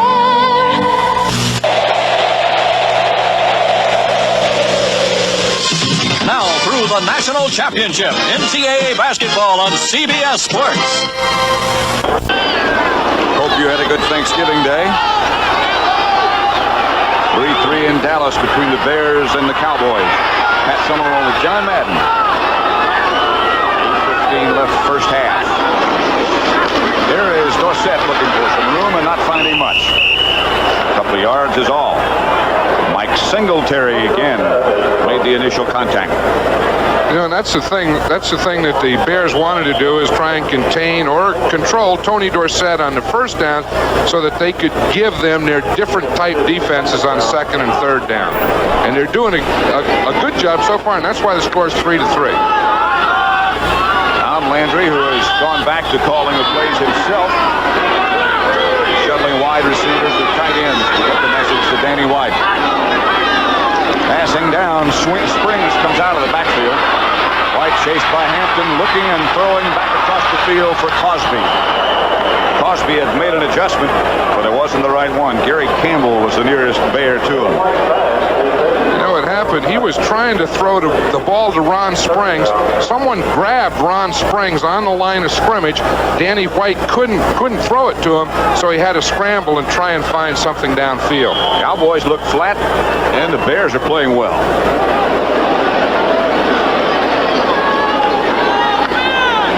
Now here's the defense that we're talking about, where they have the 5 defensive linemen in there, 1 linebacker, and 5 defensive backs. Now number 90 here, Al Harris, sometimes he comes off and covers.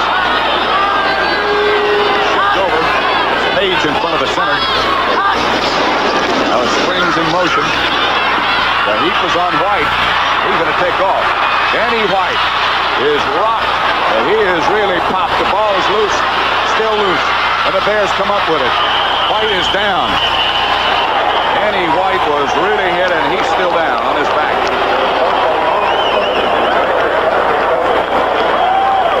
It looks like it's his right shoulder. He really was popped.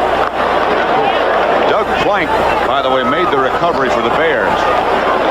Quarterbacks like White, not used to getting hit like that. I don't know who he is.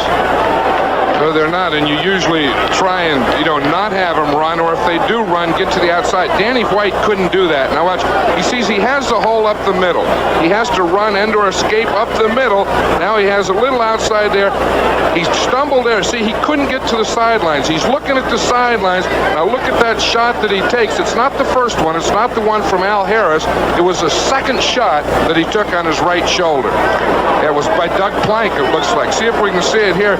Again, now it's not, see, he gets hit Harris here, but watch right there on his right shoulder by Doug Plank coming in. No, that's Gary Fensick. Excuse me. Right. The other safety. Doug Plank got the ball. Right. But that was right on the shoulder. The backup quarterback for the Cowboys, the first one would be Glenn Carano, and the other, Gary Hogaboom. Tom Landry shows some concern with reason. All over America. He was the kind of a guy who didn't expect much from today's small cars, just practicality, nothing more. Then he saw the 1982 Oldsmobile Omega and realized he'd been expecting too little. This 4-cylinder front-wheel drive Olds Omega had style. He could imagine the luxury inside, the smooth, quiet ride. Olds Omega, he smiled. Even today, there's still room to do it with style. Welcome to our people-pleasing places. Good luck. Holiday Inn makes me feel like a winner. That's why my team chooses Holiday Inn. No surprises. Beds always comfortable, always big rooms. And there's a Holiday Inn hotel near just about everywhere we play. Well, let's go call them like we see them. You have to see them to call them. Holiday Inn is number 1 in people-pleasing. Dr. Marvin Knight working on Danny White over on the Dallas sideline. He really took a vicious hit.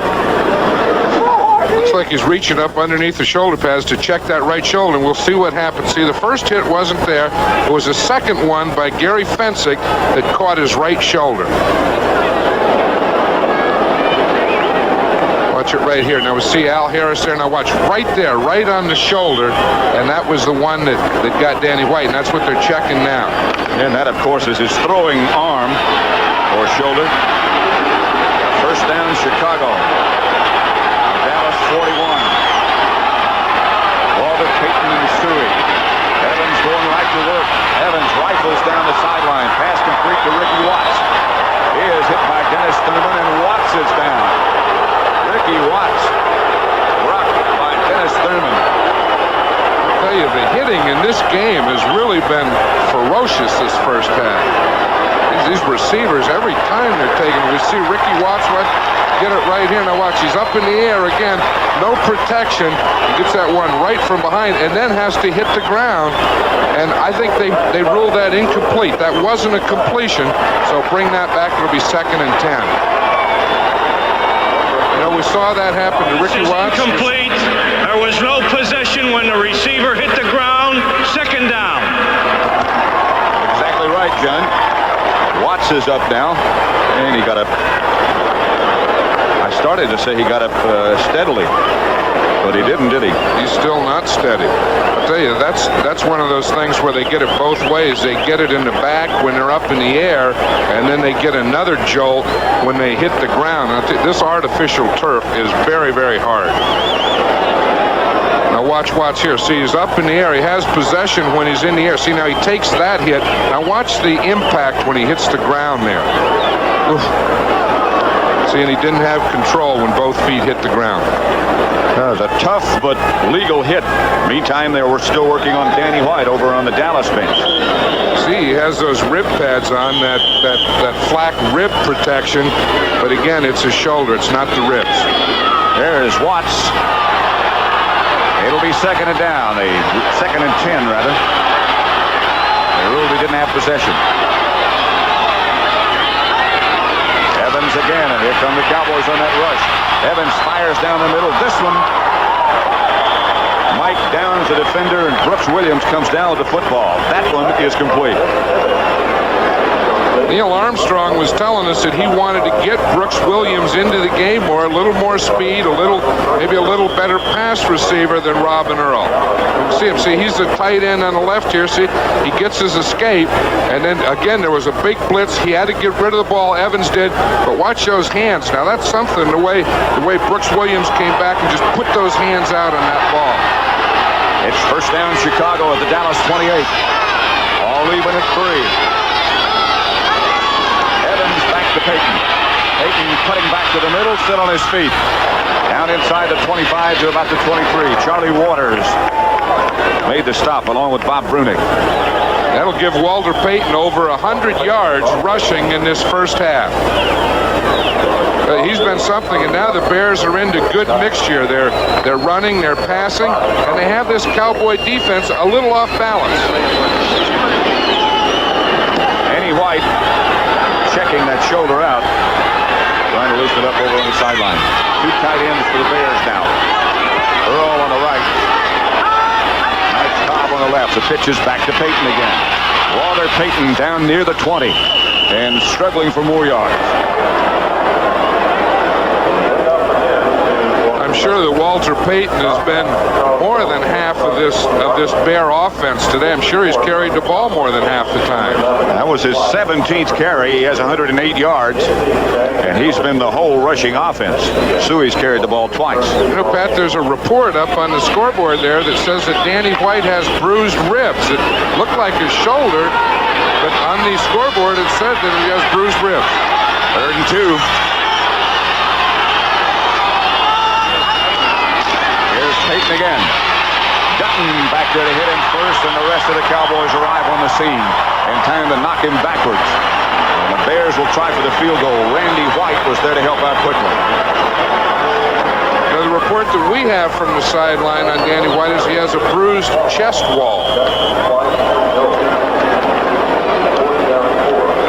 Bruised chest wall?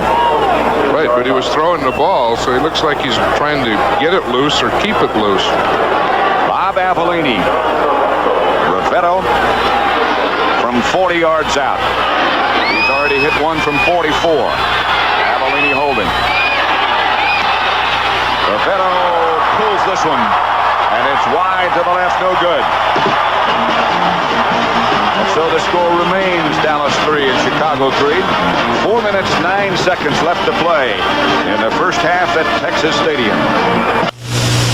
The engineers of Mercedes-Benz have created an advanced diesel power system. Its heart, this compact turbocharger. And this system has just transformed 2 more diesels into high-performance turbo diesels. Mercedes-Benz unleashes the 300D sedan and the 300 CD Coupe. Now with 45% more power. The 300D sedan and the 300 CD Coupe. The 2 newest turbo diesels from Mercedes-Benz. This is the automatic Olympus OM2. OM2, top of a new world of single-lens reflexes. Sophisticated, precise, world's first camera to measure light off the film for electronically accurate exposures. The revolutionary OM2. Olympus, camera of professionals, of all who demand no less than excellence. Take no pictures less than great. Olympus OM2, excellence by design. 2:49 left first half. Score tied at 3. And Glenn Carano is the Dallas quarterback.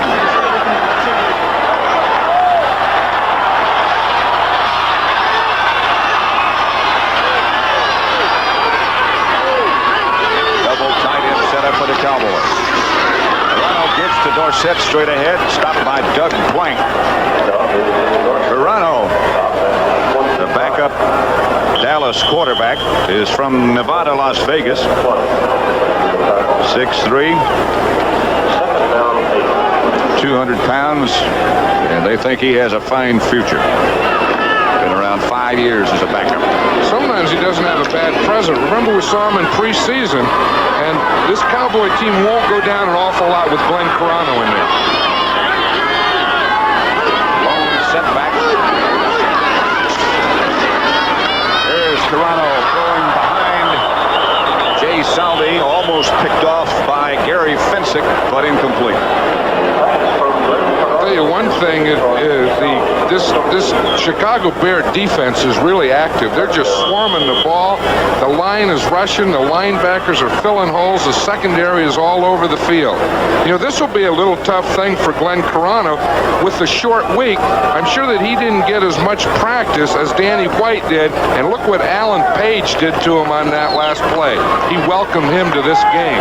Right up in the face. It's been that kind of day. 3rd down and 8. 3:27 left to play first half. Carano from the shotgun, and here come the Bear blitzers. That's intended for Hill, incomplete. Todd Bell was the Bear that came closest to Carano. I'll tell you, they didn't block Todd Bell. They were in that 5 defensive linemen. They have the safety up in there. Todd Bell came through. Carano didn't have a chance. He just had to throw this one, get it away. He almost had it right there. But again, that's pretty good defense there. When the ball's in the air, the defender, Reuben Henderson, has as much right to the ball as Tony Hill did. Danny White is punting. Or at least he's back in punt formation. Bad ribs, bad chest wall and all. It's away. Just off to the side, and now it takes a Cowboy bounce and a honey. Goes all the way down to the Bear. Well, is it ever going to stop? All the way down to the 15, and the penalty marker goes down. A little scuffle. There's a fight out there. Anthony Dickerson, one of the Cowboys in the middle of things. Penalty flag went down. Anthony Dickerson's one of the leaders on that Cowboy special teams. Now, that was one of those punts that turned over. Ooh, Danny White had a great punt and a great roll, but they're going to tack 15 yards back on it against the Cowboys and for the Bears.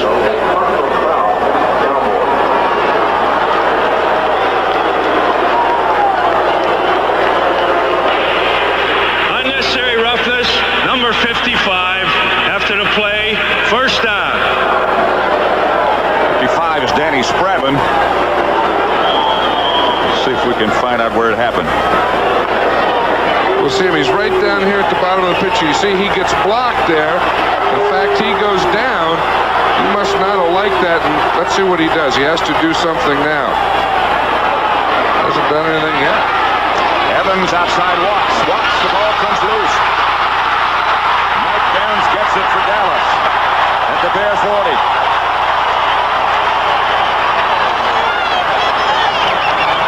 Now these Cowboy fans on Thanksgiving Day come alive, and it's just a matter of time because, again, who leads the league in turnovers? It's these Cowboys, and you know they're going to make something happen.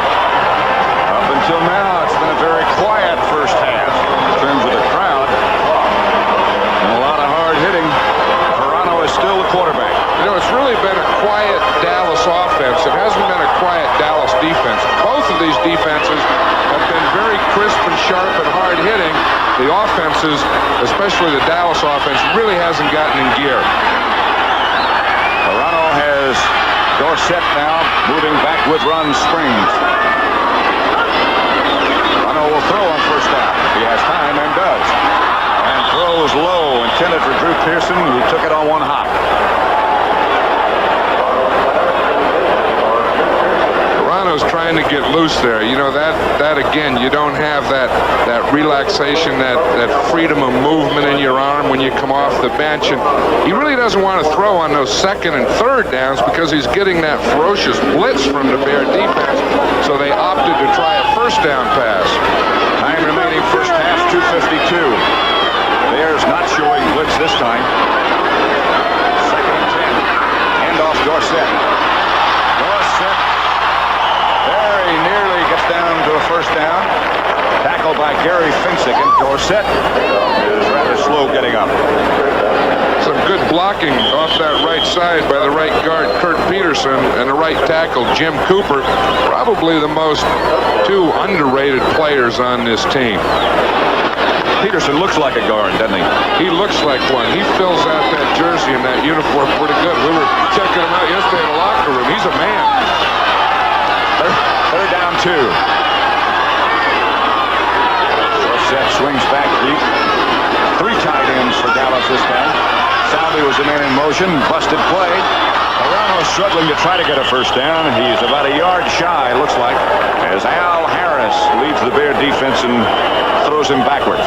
That'll be the 2-minute warning. 2 minutes to play first half. The score still Chicago 3 and Dallas 3. There's a new day dawning, America. Today, we're all working to brighten America's energy future. And Sun, an energy company for nearly a century, is helping by developing new sources of oil, natural gas, synthetic fuels, and coal right here at home.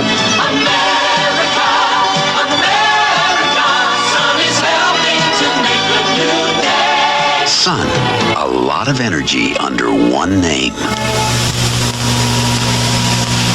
At JCPenney Auto Centers, we won't steer you wrong.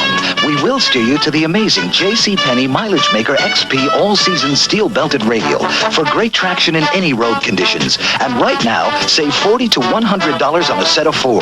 The Mileage Maker XP with the unique interlock block tread. Season in, season out. The only tire you need. Only at JCPenney. JCPenney Auto Centers, we won't steer you wrong. Raphael Septien, number 1, mouthpiece and all, will try from 50 yards out. You know, that mouthpiece, again, is not really to protect his teeth as much as to straighten his jaw, which relaxes him. Keeps him from hooking it, I guess. He hasn't done that yet this year. That, you know, he's right on 50 here, and he's 0 for 0. This will be the first one this year that he's attempted from 50 yards or more. But he's having a great year. Already has 23 field goals this year. New club record. Charlie Waters holding. High snap. Stepped in. Will not get it there. Just underneath the crossbar and no good. The high snap fielded by Waters. That may have thrown him off just a bit. Yeah, we were talking about before the Dallas Cowboy offense being flat. You know, they haven't had a first down in the second quarter. That is the wild card position, the situation at the moment. Detroit's record after their victory over Kansas City today is 7-6. Tampa Bay you saw following them, and Tampa Bay at New Orleans next week. All that begins with the NFL today. Atlanta at Houston, Giants San Francisco, Tampa Bay at New Orleans. All 3 of those games with possibilities for changes for wild card positions. Marjoram out wide to the right. Evans fumble. Pulled away from the center a little too quickly. Suey made the recovery. You know, sometimes the quarterback will get up there. I've seen that happen before. The quarterback forgets the snap down. It's up there and it's on 2. He thinks it's on 1 and pulls out early. Bears go quickly. Evans has it batted down by Too Tall Jones. He knocked down 2 last week, and he just got another one. Too Tall was too tall for Vince Evans on that one. Let's see if we can watch him here again. Now we see him. He's in a left-handed stance there. See, 72. He's against the rookie Keith Van Horn. It is a stunt. See, he's taking the inside. He was double-teamed. Matt Suey was there to help, but he gets that right hand up there. That must look like a mountain coming at you. You know, too tall is about 6'9", and when he gets his right arm up, he's about 7'5". Evans going deep for Bashnagel. And Brian Bashnagel can't come down with it. Everson Walls right back there with him. Everson Walls is a name we haven't talked an awful lot about today. Remember early when every time anyone would do a Dallas game, they'd always talk, they're going to work on Everson Walls. He's not a rookie anymore. They worked enough on him to make him experienced. He's had 3 years experience. In 12 games. Parsons standing back deep. James Jones back for Dallas. 3-3 score.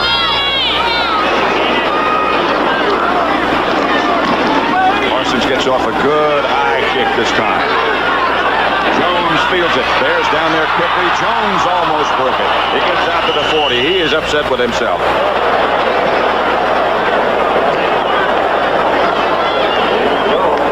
There are the NFC Central Division standings.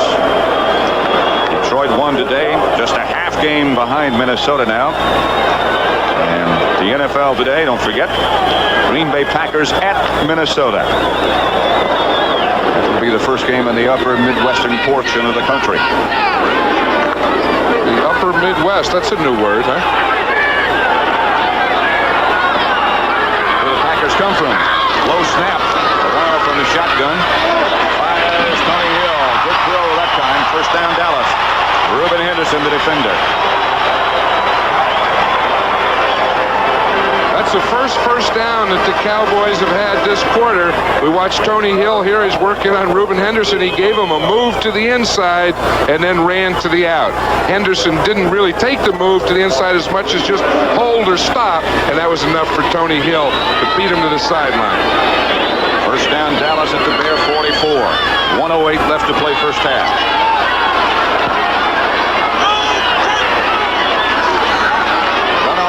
Time throws again. Pearson has the ball come loose, and the Bears have it. Terry Schmidt is the man who raked it loose.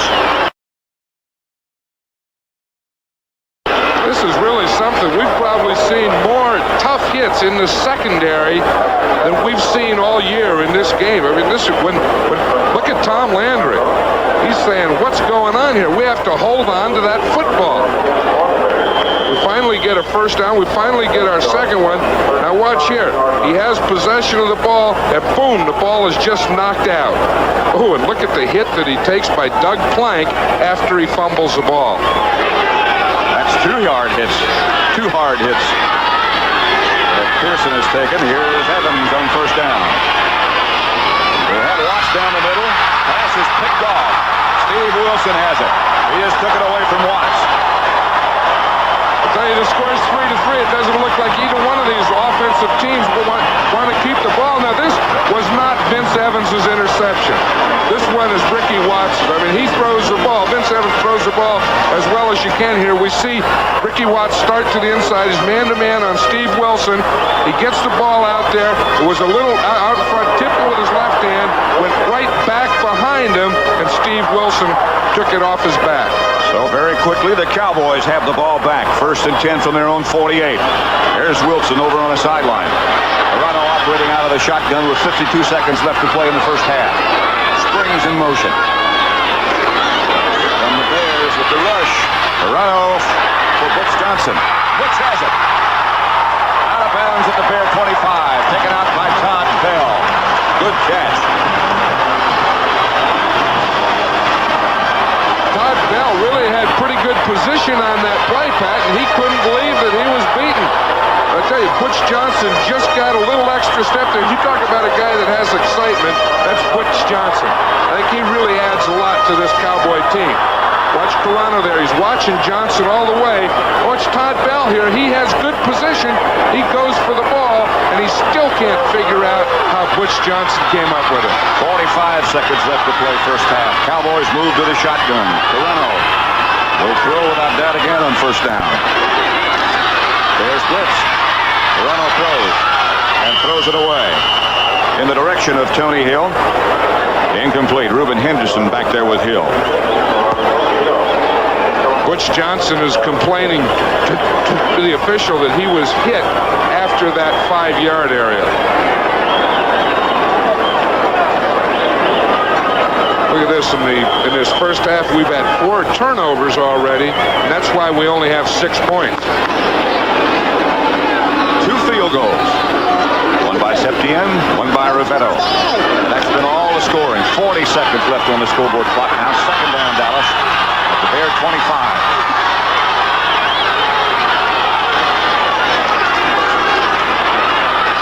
Toronto fires over the head of Drew Pearson, who's hit and hit in the back by Doug Plank. And he is really upset. And Drew Pearson, he is, and rightly so. What he's saying, if I don't have the ball, if I don't catch the ball, they can't come up and hit me. Now watch him here, and he's right. The ball's there. It goes through. Now watch the hit. He's standing there, and of course it looked like Doug Plank really didn't try and hit him. He tried to avoid it, but Drew Pearson doesn't understand that. He said, they can't hit me when I'm down after I drop the ball. So it'll be 3rd and 10. Those Bear safeties are all over this field. They're not out there to shake hands either. No. Salvi in motion. Penalty marker down as Carano steps up, throws to Salvi over his head.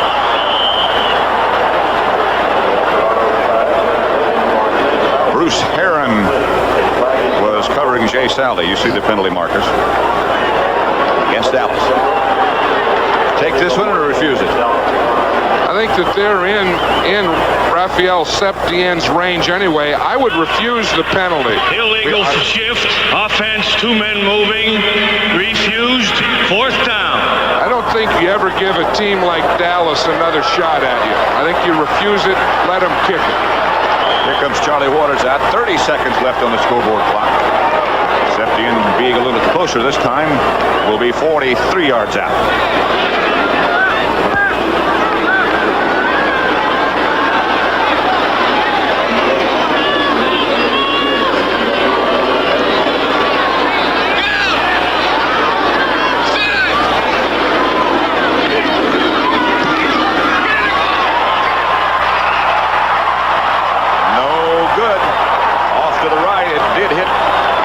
Side of the upright, I believe.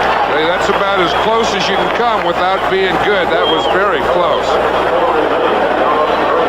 But it wasn't good enough. It was a good snap, a good hold. He gets the ball down. It's up. There's nothing that bothers him there. And now watch the ball. He expects it to come in. He wants it to come in a little to hook, but it didn't. It stayed right outside that right goalpost. Well, that's about as thin as you can cut that thing. But see, from the right hash mark, the soccer-style kicker has to bring it in a hooking position. There's Danny White. Looks like he's got some kind of an ice pack on his back. On his right, yeah, on that right back shoulder. 25 seconds left on the clock. Bears have all 3 timeouts left. But they'll just run out the clock. Randy White made the tackle. Coming up at the half, Brendan Phillips back in New York. Earlier today, in case you missed it, Detroit beat Kansas City, and the Bears will just let the clock run out. There will be a feature during the half on the Ronald McDonald houses around the country, and what a worthwhile cause that is. Neil Armstrong leads his Bears back to the locker room at the half with his team tied with Tom Landry's. With Chicago 3 and the Dallas Cowboys 3.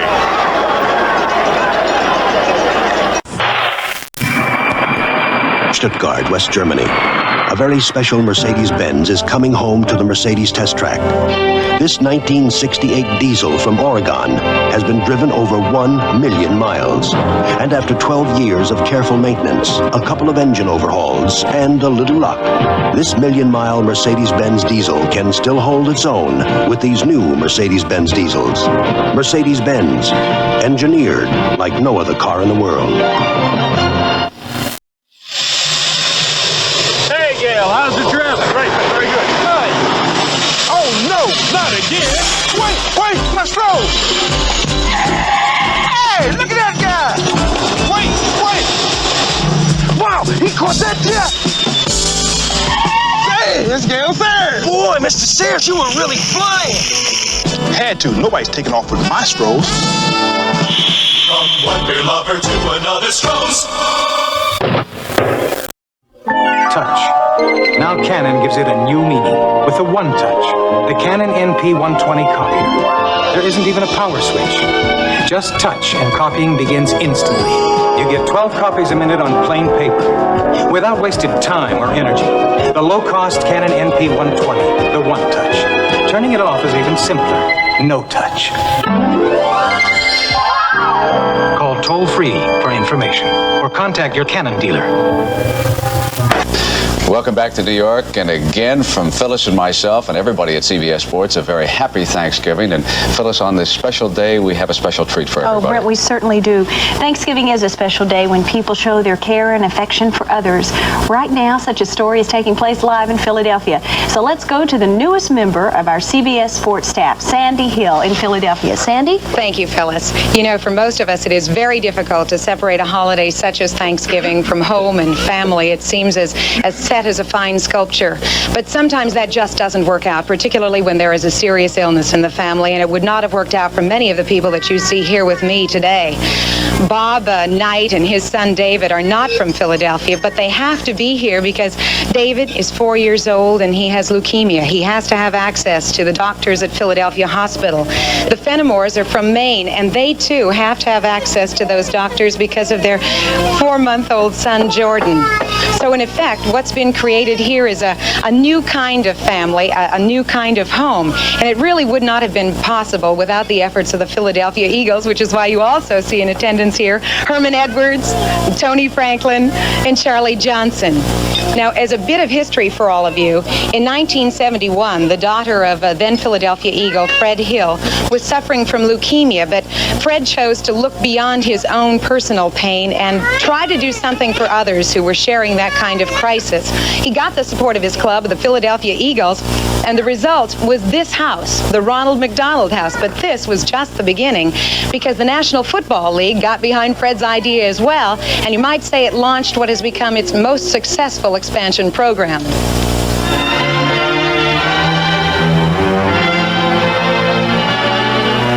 Today, one can find Ronald McDonald houses in cities throughout the world.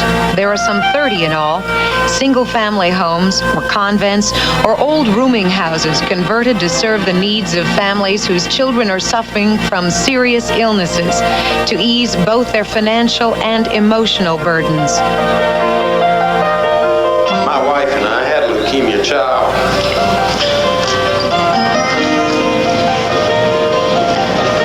I can say to you that a facility like this will have a meaning to those families that you'll never fully appreciate.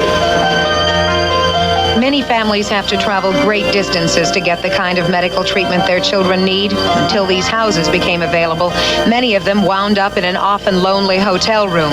Here, they have a home-like environment, and they pay just $10 a day if they can afford to. If not, there are always plenty of chores to do around a house filled with children. Besides, these houses offer a unique kind of emotional support.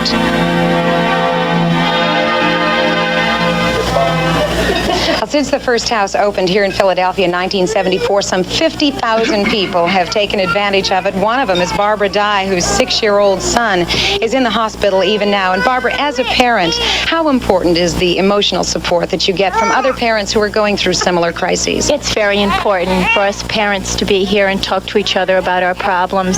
It makes you realize that you have the support of others and that we're not alone. You have a lot of support here today from some mighty mountainous-looking men. What does that do for the moral support of all of you? Oh, it's wonderful. We're all together and we're happy and we're together as a family having Thanksgiving. Terrific.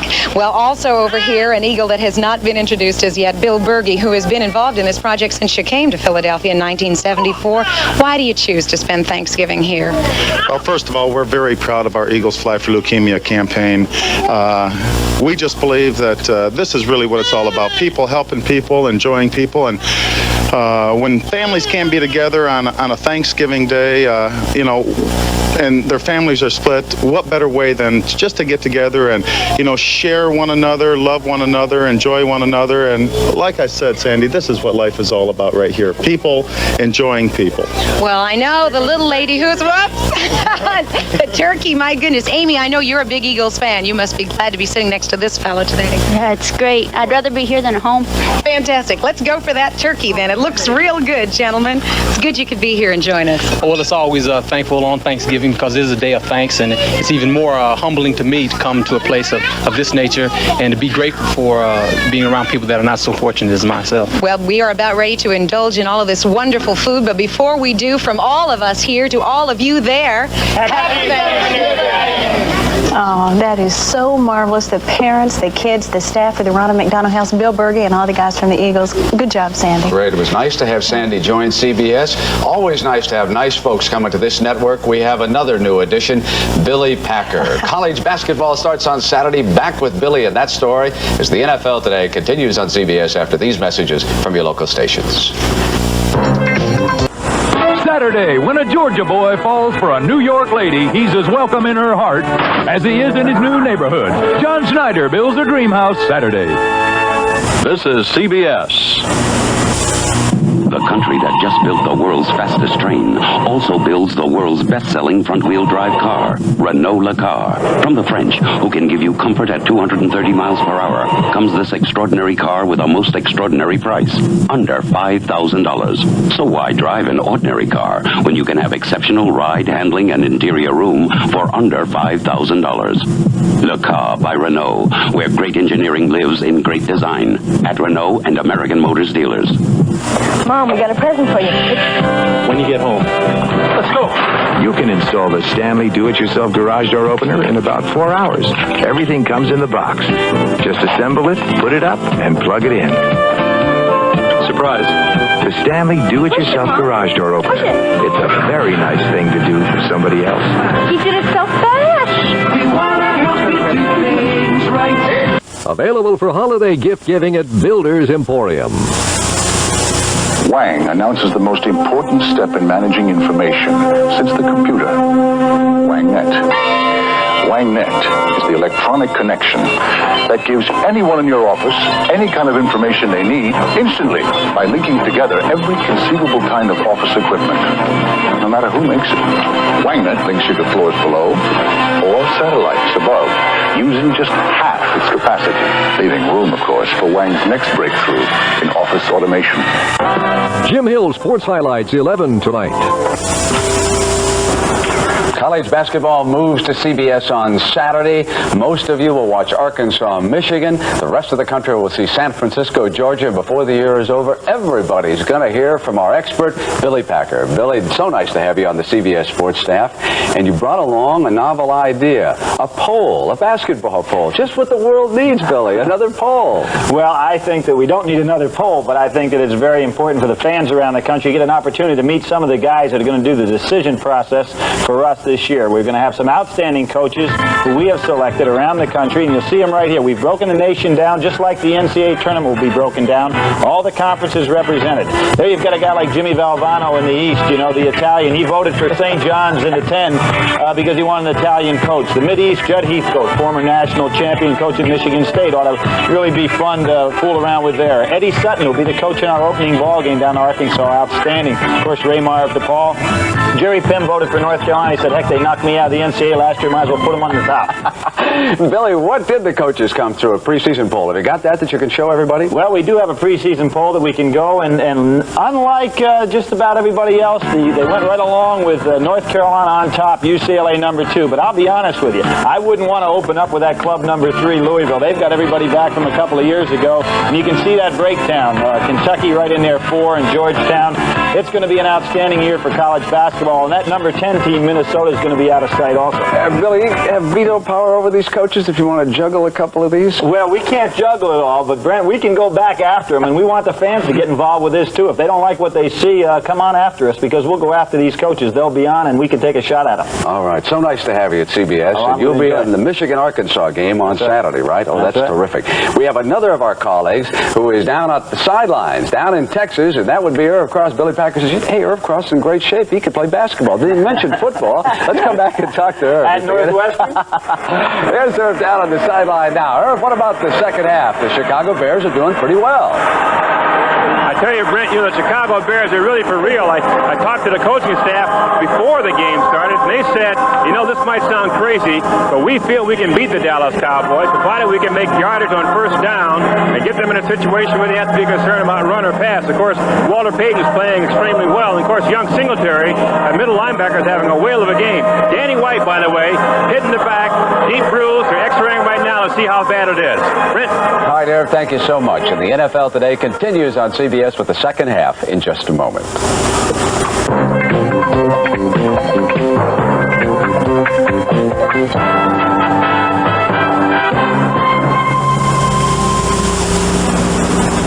Dear Santa, all I want is a kitty. Love, Shauna. Christmas is full of beautiful moments, and I capture them with this Kodak camera with Sensolite Flash, the latest thing in built-in flash. It knows whenever I need more light and flashes automatically.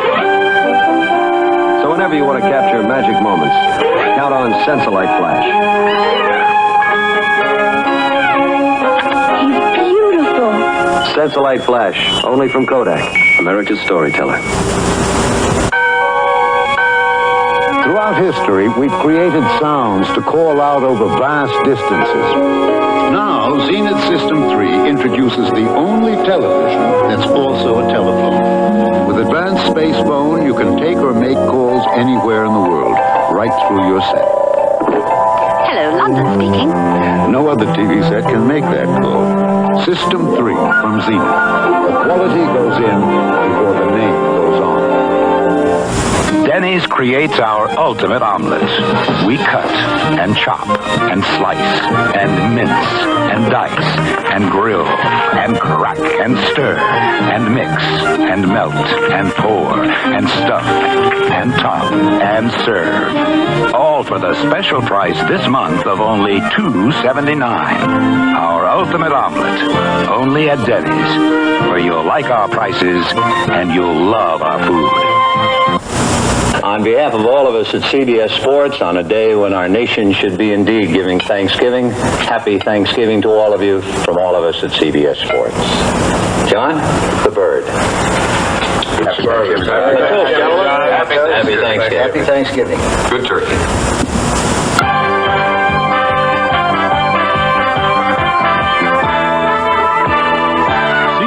Sports coverage of the National Football League is sponsored by Honda. Kicking off the season with a newly styled Accord. Honda, we make it simple.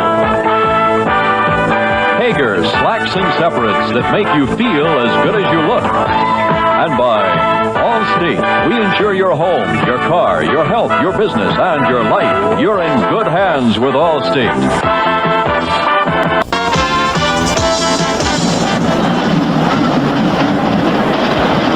As both the Bears and the Dallas Cowboys have returned to the playing field, the score at the half at Texas Stadium, Chicago 3 and Dallas 3. Once again, good afternoon. I'm Pat Summerall with John Madden. And, John, it's been a tough first half. Well, it really has. The short week, I think, really affects the offenses more than it does the defenses. And we're really seeing that in the first half because the offense is a timing thing. It takes much more practice and time. And the defense is more emotional and they react. And, there's been 5 fumbles in this first half. It's been that type of half. The offenses really haven't gotten anything going, and the defenses are really attacking. If you're Tom Landry, what do you tell your team at the half? I think what Tom would say is, he's always talking about consistency. And I know that he's going to say that we're not consistent. We're not consistent on offense. We have to get something going. And I think they'll start with Tony Dorsett. That'll be the first thing that they'll try to get consistent with, Tony Dorsett and their running game. Then And of course, I think on the Chicago Bears side, they just want to keep doing what they're doing and keep with their mixture, get a little pass on first down, and try and keep that Dallas Cowboy defense off balance. There's Neil Armstrong. Let's look at the first half stats. The first downs, Cowboys only had 4. The Bears had 6. Yards rushing 118. Of course, most of that by Walter Payton of the Bears. The Bears really controlled things, particularly on defense. Happy Thanksgiving once again. And from all of us at CBS, we extend that greeting to you as well. A very quiet crowd through most of the first half at Texas Stadium. Ravetto coming on to kick off for the Bears. The Cowboys will have the football first. Score tied at 3. Tony Dorsett, 10 carries, 38 yards. Walter Payton, 18 carries, 106 yards. He has most of the Bear yardage. And that's the thing I think that Tom Landry was addressing himself to. We have to get some more running yards. We have to break Tony loose. James Jones back deep to accept Ravetto's kick. One more half of football to go, at least. Tied at 3.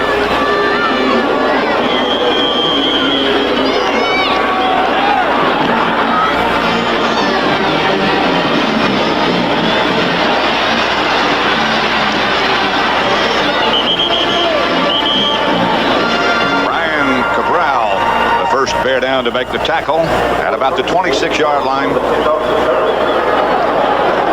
It's Glenn Carano at quarterback for Dallas. In the event you might have joined us late, Danny White had to scramble, got caught in a sandwich hit, got a bruised rib cage, and we don't know how serious it is or if indeed he'll be back. The Dallas offense, with the exception of White, same thing they began with. Dorsett deep in the eyes. 2-3 in motion. Carano will throw on first down and fires outside intended for Tony Hill. Ruben Henderson came over to break it up, but a penalty marker goes down. That's Al Jury, the official there. He was right on top of the play, and he was saying that that's pass interference on Ruben Henderson. Interference, defense, number 20, first down. Down Cowboys, the line of scrimmage about the 37-yard line. Watch. Here it is right there. You see he came in and he looked like he bumped him before the ball got there. That's a very tough call. Ruben Henderson had to do what he did on that play. First down Cowboys. Springs had a -2 yards in the first half. He got about 5 that time, so at least he's in the plus side now. Stopped by Al Harris. You know, maybe that was one of the things that Coach Landry also talked about as halftime, is getting Ron Springs involved in the offense. He really didn't catch many passes or run the ball much the first half, and maybe he wanted to get the mixture that involved Ron Springs. 5 yards for Springs, make it 2nd and 5. Ball at the 43. Score tied at 3.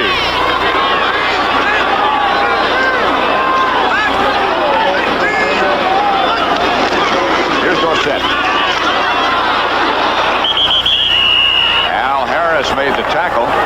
Singletary really decked Ron Springs as he was trying to block him. Danny White, we are informed, will not return today. Tom Landry's calling the play there. He's sending it in with Butch Johnson. He tells him to play. Butch Johnson will come in, tell Glenn Carano to play. We just saw it there. It didn't take long to tell him that play, did it?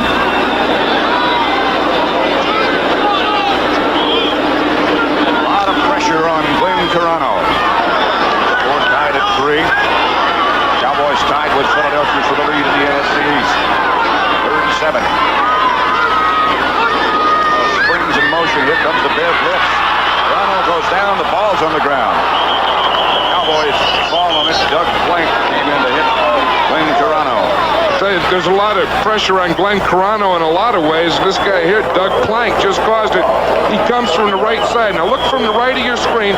He comes from outside in a safety blitz. You'll see him coming into the picture right now. He's not blocked. Carano doesn't see him, doesn't feel him, and look at the jolt that he took. That would have been a fumble, but I'm sure it was recovered by the Cowboys.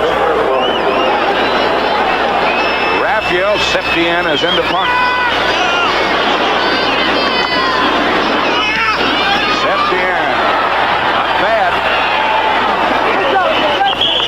Fisher takes it out of bounds. And the Bears will take over their first possession of the second half. It is still Chicago 3 and Dallas 3. All across the country, you'll see signs announcing the best gas mileage car in America, the Honda Civic 1300 FE, with an estimated EPA 41 miles per gallon and a remarkable 55 estimated highway miles per gallon. Use 41 for comparison. Your mileage may vary. So every time you see this sign, think of this car, the new fuel-efficient Honda Civic. Honda.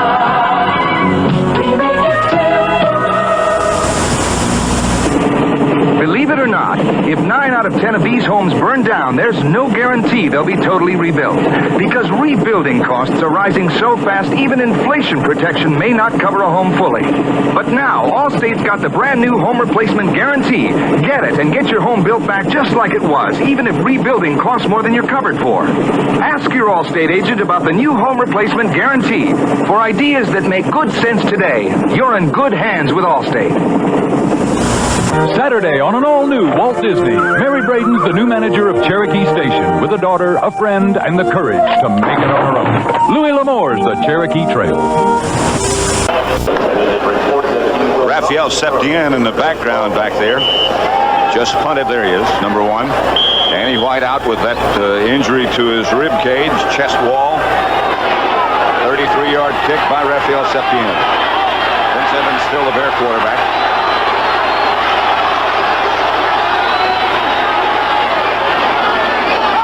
Nagel in motion. Walter Payton will carry. Payton cuts back and struggles for about 4 or 5 yards before Harvey Martin trips him up. You know, that was some run there. That's, only a great back like a Walter Payton could make yardage on that play. It was supposed to go outside. He planted that right foot. His next foot was with the left. His next step was with the left foot straight up the field. Only that man and some other great ones in this league could make that type of run. Information is that Danny White is now in the locker room being x-rayed. We'll have more information perhaps. Here's Payton again. Walter Payton gets it across midfield. Michael Downs had to make the tackle, but Payton just surged. It's interesting the way that the Bears are coming out and starting the same way in the second half they did in the first half. Now watch that little move there, shoulder straight up, but watch the strength that he has. There's Mike Downs making that tackle, and Walter Payton really jolted him when those two collided. It'll be a first down, Chicago at midfield. 11:30 left, third quarter.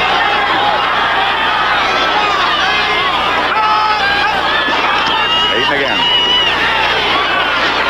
And he got about 4. Ed Jones draped around his ankle, right behind.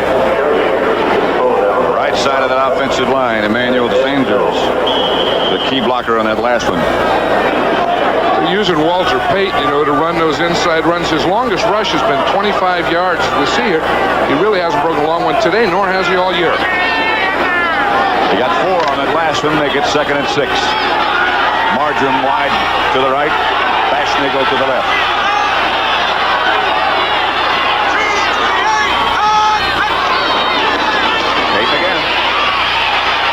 Ducks under a couple of tacklers.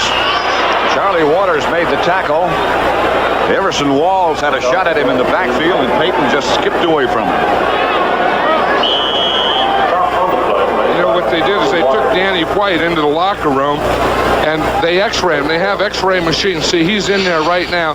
They have x-ray machines in all the locker rooms in the NFL where they can x-ray right on the spot. And that's what they're doing right now.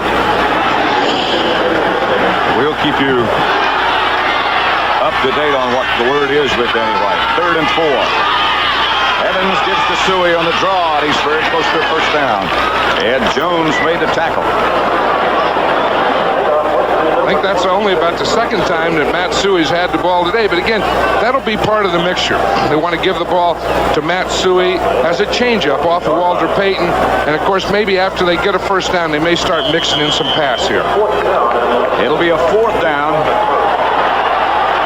And they're going to go for it. Suey's carried the ball 3 times all day. This is the time that, Neil Armstrong says, we're 3 and 9. We have to do it. If we're in this game, we have to do things like go on 4th down. go with two tight ends, and one of those tight ends, Mike Cobb, went too early. And now they'll have to punt. That will make your hair that color. That is what will upset a coach. Here he is, a big situation. 4th and inches. It was number 87. He was a left tight end, and he moved before the ball was snapped. Now they'll have to punt, and Bob Parsons comes on. Instead of 4th and a foot, it's 4th and 5.5. Watch it right there. You know what happened? I think D.D. Lewis took a little jab step, and Mike Cobb, instead of reacting on the snap count, reacted to D.D. Lewis's movement. Jones stands back deep at his own 10. Parsons up to 40. Parsons has thrown from punt formation, by the way. 2 out of 5 inside the 20. In fact, he has 2 inside the 10. I think with a score of 3-3, and when your defense is playing as well as a Bear defense is, I don't think you need those types of things. Parsons standing at the 40. It's off another high kick. Aiming to the sidelines, and he will get it. Bounces back to about the 11. But Parsons has had some magic on the ball today. That's the 3rd time he did it. It didn't turn over, but it bounced and stayed and came right back to him. Still 3-3. Victoria, darling. My heart. Stop, camera. Wash the suit. Wash the suit? It's the Hager washable suit in Visa fabrics, made a new way to be machine washed and dried. And action. Victoria, my... Cut. I don't believe it. The Hager washable suit is guaranteed to keep its great looks and fit for its normal life or your money back. The Hager washable suit. Guaranteed wash after wash after wash. What's more natural than pasta and beer? Ah, what's more natural than natural light from Anheuser-Busch? The beer with a taste for food. It's natural and it's light. So when you want to leave room for more... What's more natural than natural light? They put the ball down at the 12-yard line where the Cowboys have it 1st and 10 with Glenn Serrano at quarterback. Still no further word on what the situation with Danny White is. Bruce Pearson split wide to the right, Tony Hill to the left. Here's Dorsett. Dorsett around the corner being chased and thrown out of bounds by Singletary, way out of bounds.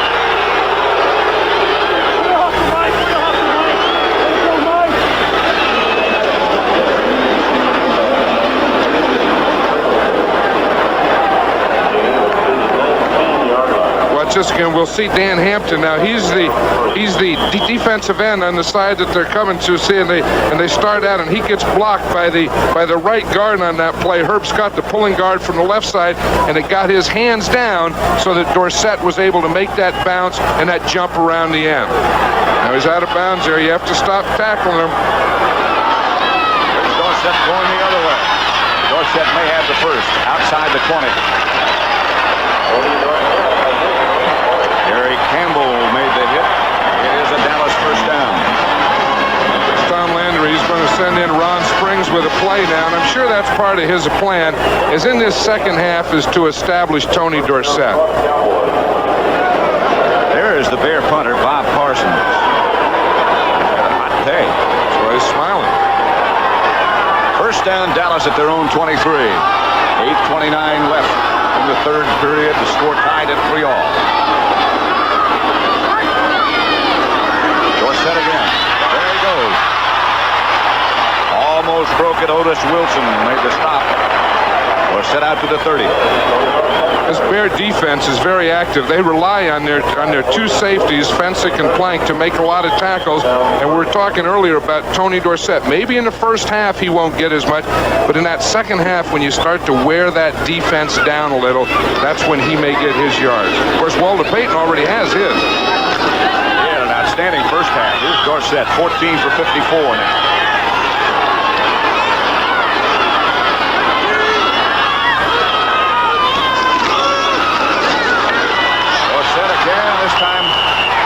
impressive yardage by Gary Fensick. We were just talking about how these safeties, this Gary Fensick, as we see right here. Now watch him. He'll be outside on left. He's what they call the force man. He comes out to the outside.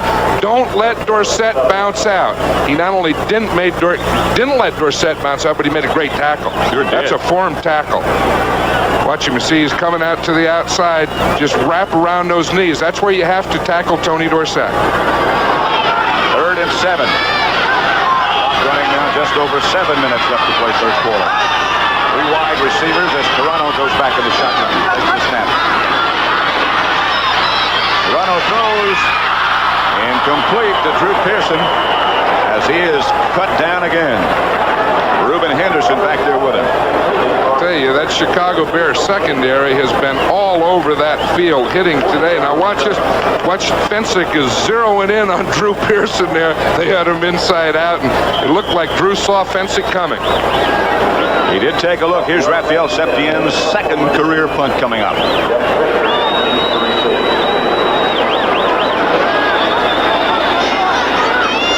Rafferty, the snapper. Septien, they rush him.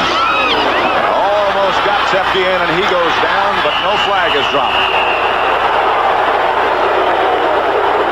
Tried to block it, and all very nearly got it. I'll tell you, if they didn't hit him, they sure. Septien's a great actor. This is only his second career punt in the National Football League. He even steps like a sidewinder when he punts. The ball's off.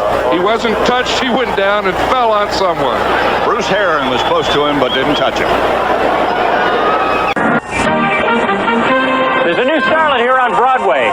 Introducing the 1982 Toyota Starlet. A Toyota born small to kick the gasoline habit. To kick the gasoline habit with more miles per gallon. More miles per gallon of gasoline than any other Toyota. The 1982 Toyota Starlet. Its mileage will light up your life. Starlet! Radio Shack makes Christmas dreams come true.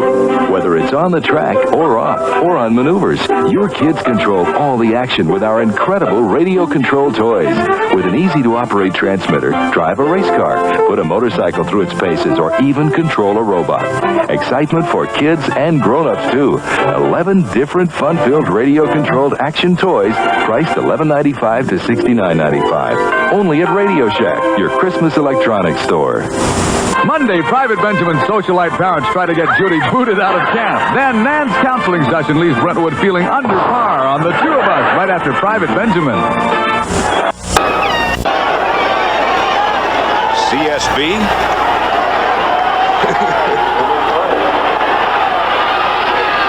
That's not where we were. 1st and 10, Chicago Bears. All at their own 45. Peyton and Suey, the two setbacks. Peyton's the ball carrier. Peyton trying to throw the option and will throw. Hangs it high. Walls is back there with the intended receiver, Marjoram or Marcus Anderson. Marjoram it is. Little sweetness on that play. He was smiling there. He didn't get it halfway there. I know on that play he got to the point of no return where he had to throw it. He threw it as hard as he could, and I know that they'll give him heck about that play because they always do to those halfbacks on their run passes.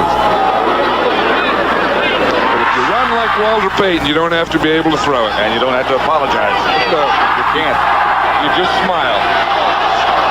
2nd and 10. Cowboys expecting a pass.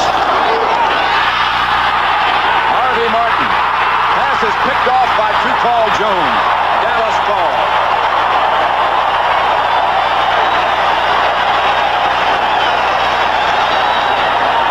Jones fielded it in the air. Watch this now. I think the Dallas defense figures they have to win the game themselves. Watch him from Fitz Evans' backside, his blind side. He doesn't see Harvey Martin coming. He hits it, hit Tall Jones, was right in position to catch that ball and have an interception. Dallas gets the turnover. 1st and 10 at the 35 of Chicago. That's teamwork by defensive ends, and there's the man that caused it. Dallas went into the game tied for the lead with Cincinnati in takeaways, and they've added today.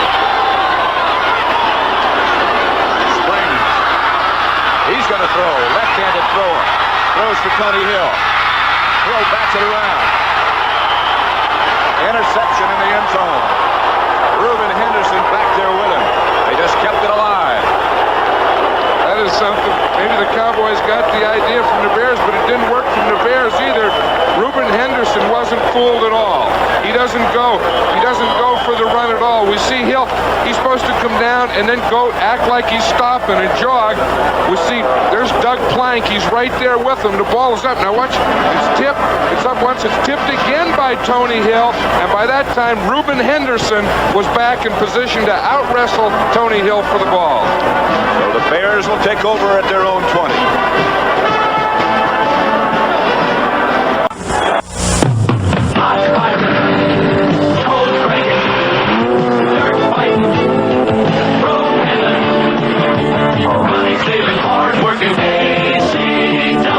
A new, powerful Delco Freedom 60 battery is not only truly maintenance-free, but even frozen in an inch of ice.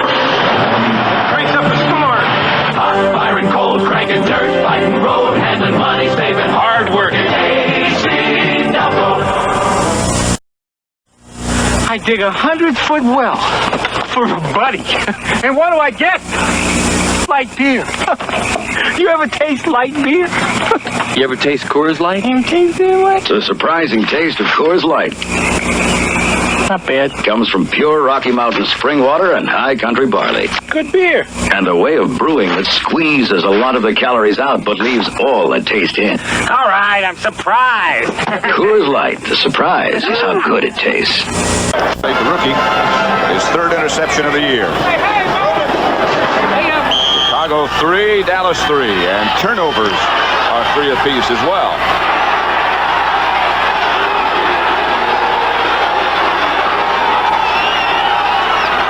Double tight end setup for Chicago. Peyton on first down. Cuts to the outside. Peyton with a stiff arm is taken out of bounds, and a penalty marker goes down. They'll call it against Mike Downs.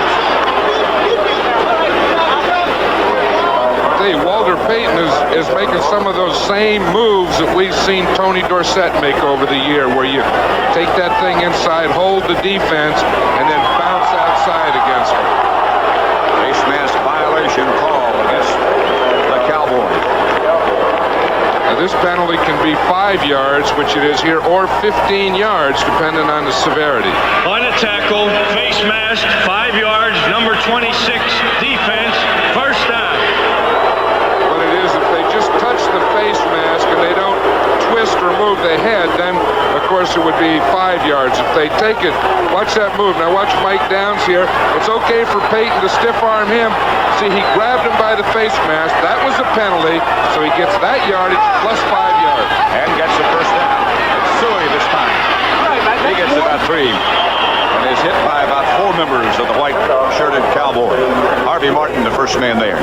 There is Danny White. I'll tell you, Danny White is something. The x-ray showed no fracture, but you know what happens when they get hit like that? Sometimes they get a spasm, where everything, that whole side and back tightens up and you have no motion at all. I'm sure that's what happened to Danny White. 2nd and 8, 5:45 left to play. Ball at the 33-yard line of Chicago. Score tied at 3 apiece. Peyton again. Peyton wrapped up by Randy White. Randy White looked like a linebacker on that one. Look at these stats, and they're all the same. Turnovers, Chicago 3, Dallas 3. Score, Chicago 3, Dallas 3. Good poker hand. Brooks Williams checks into the Chicago lineup, as he does frequently on passing situations. Out comes Robin Earl. Williams, the tight end on the left side.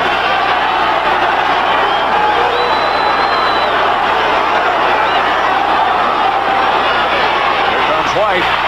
Evans gets away from him, throws, caught by Peyton, and he's knocked down.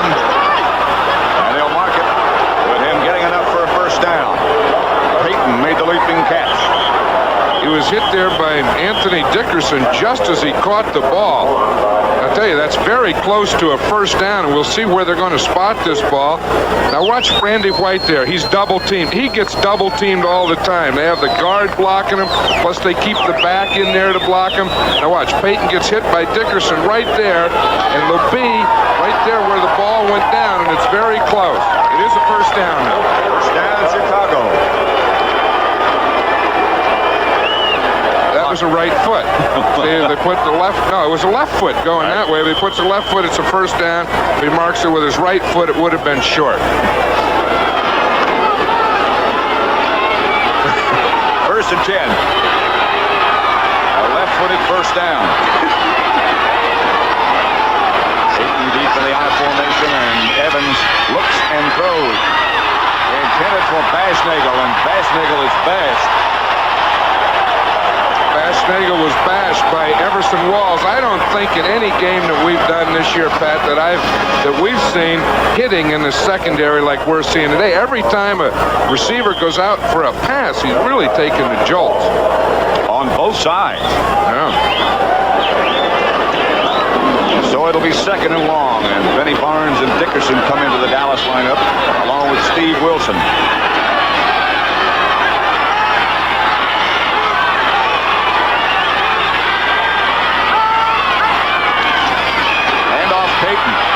They run, and Payton just hurls that body down near a first down again. Michael Downs was the tackler.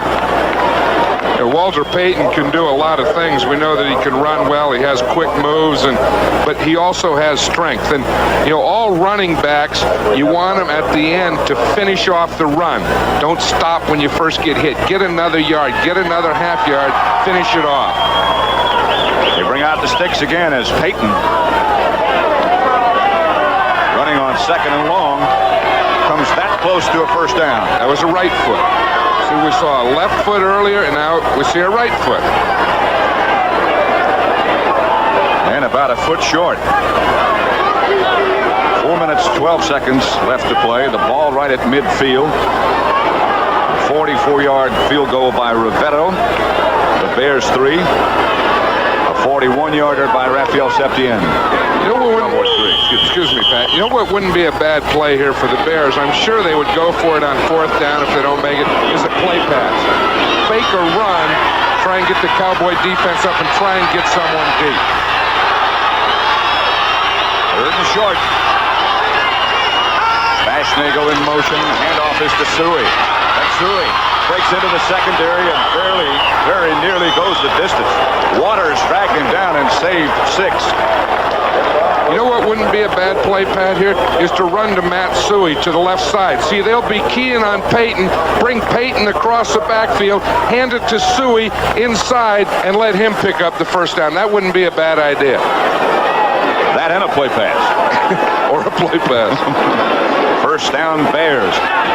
Line of scrimmage, the Cowboy 35. Clock running at 3:20, third quarter. Basnagel comes in motion. They hand off to Payton. Payton gets a couple. Is knocked back by John Dutton. You know, the one thing, the offensive line of the Chicago Bears are really doing a pretty good job of blocking that Cowboy defense. Keith Van Horn has his hands full over there with Too Tall Jones, but he's doing a good job. Emmanuel Sanders at the right guard is doing a good job. Andy White over with Glenn Carano, who has taken his place as a Cowboy quarterback. They're getting close to field goal range. Vince Evans, the quarterback, on second and long. Kicks back to Suey. Suey cuts back inside and gets down to about the 25-yard line, about a yard shy of a first down, it looks like. And you know, the block that sprung Matt Suey where he could pick up that yardage was made by Walter Payton on D.D. Lewis. So he really does it all. Matt Suey of Penn State. Third down about a foot.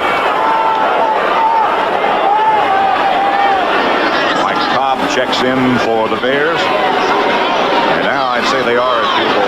Ricky Watts out of the game as they go with 2 tight ends and Basnagel in motion. That's Suey, and And he has another first down. They just got the play off. Bob Brunig made the hit. First down, Chicago Bears. You know, the Bears have been called once for the 30-second violation. They started about 3 weeks ago calling the plays from the sideline for Vince Evans. Vince Evans, before that, had been one of the few quarterbacks in the National Football League that called his own plays. And he says he likes it better this way. I think he may have even suggested that they do that. Because then he can just concentrate on execution. First down at the 24. Bashnickel again comes in motion. No flag. This is Peyton. And Peyton struggling for a couple. Bob Brunig. That was Dutton that was very nearly offside, but no penalty marker dropped. Like John Dutton started, he looked like he was going to a stunt to the inside, and he started a little soon. Now here we see Neil Armstrong, Ted Marcia-Broda to the right, the offensive coordinator, and they call the plays. They'd already sent one in. Less than a minute left to play, third quarter. Second down and 8. Ball at the Dallas 22. Pitches back to Peyton. Peyton looking for someplace to go. Still on his feet. Goes down the sideline and out of bounds. Michael Downs knocked him out of bounds. They just can't get him down. You know one reason? Because he always has his shoulders perpendicular to the line of scrimmage. He always has his shoulders square going upfield, and when he's in that position, he's tough. Now, if he were going sideways with his shoulders in this position, now he couldn't. But now watch when he squares up here and gets in that running position, he is very quick and very powerful. Blocked by Suey out in front of him on Charlie Waters.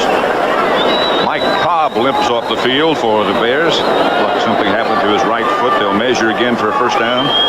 Had to take those chains all the way across the field. Not that much short. There he goes again.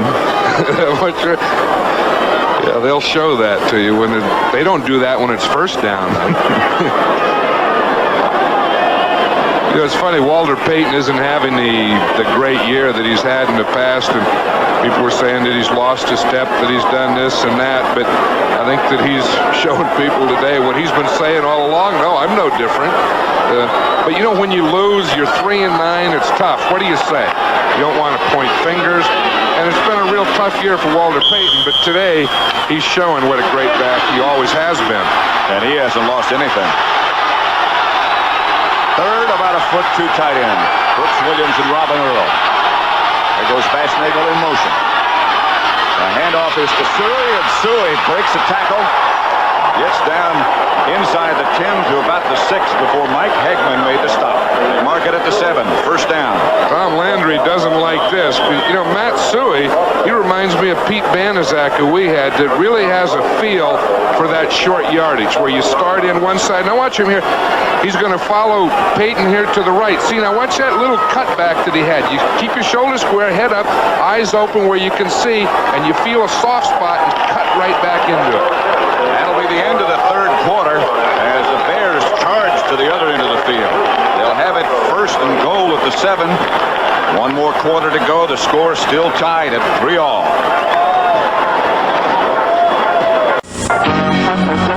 The Toyota Standard Truck has 3 very impressive numbers that we feel will transport you to your Toyota dealer.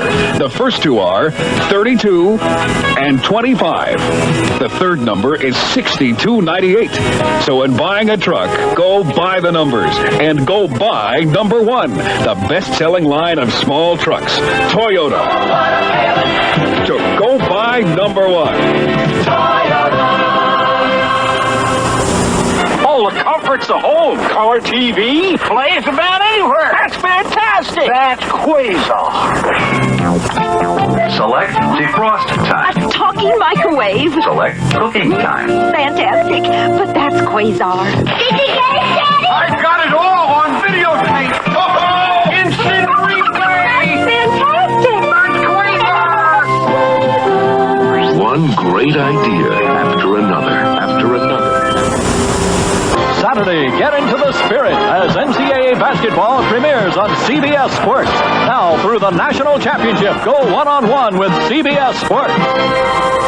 When a Georgia boy falls for a New York lady, he's as welcome in her heart as he is in his new neighborhood.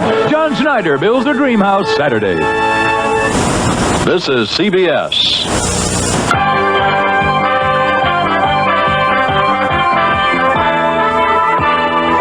CBS Sports coverage of the National Football League is sponsored by Honda. Kicking off the season with a newly styled Accord. Honda, we make it simple. Hager, slacks and separates that make you feel as good as you look. And by Allstate, we insure your home, your car, your health, your business, and your life. You're in good hands with Allstate. Pat Summerall with John Madden. That's the situation right now. Chicago 3, Dallas 3. Fourth quarter just about to begin. The Bears have it first and goal on the 7-yard line of Dallas.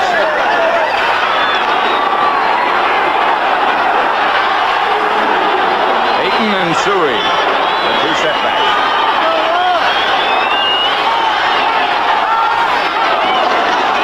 That's Walter Payton, stacked up after about a yard, and now he struggles to keep his feet and get another one. John Dutton, the first man there. I'll tell you, that's some wall to run into. Too Tall Jones and John Dutton. Look at you talk about control. You see that time of possession? In this second half, the Bears have really controlled the ball. They give Payton a yard, so it's second and goal from the 6 now. Vince Evans, of course, is a fine athlete and very capable of rolling out. Certainly in a situation like this, he's a threat to do that. Evans to Payton. Payton cuts back. Doesn't quite get in. He stopped at about the 2 by Bob Bruning. Yeah, Charlie Waters up there on the force. He was up there. He thought he had Payton. He thought he had him not stopped, but turned in. And Payton gave him a step to the inside and ran right outside of Charlie Waters. He's saying, geez, in all my years, that was one of the good moves. You got it. Waters was a little bit slow in getting up and limped back to the defensive gathering for Dallas. They put it down at the 2. It's third and goal from there. The Bears are taking a timeout, Pat. Evans not quite sure of what he wanted to do.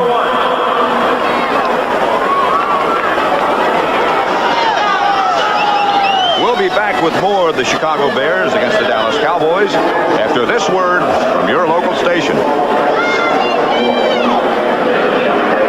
Third down and goal for the Bears on the Cowboy 2-yard line. Cowboy head man Tom Landry. Third down.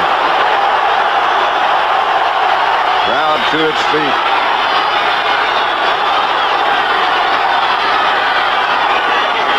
It's Evans rolling out, and Evans will roll into the end zone.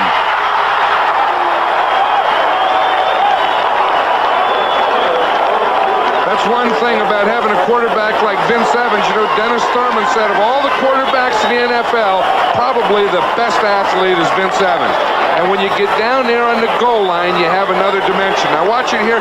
This was run for Vince Evans all the way. Charlie Waters comes up to the outside. Emmanuel Sanders gets him. It's just a foot race, and Vince Evans gets into the end zone.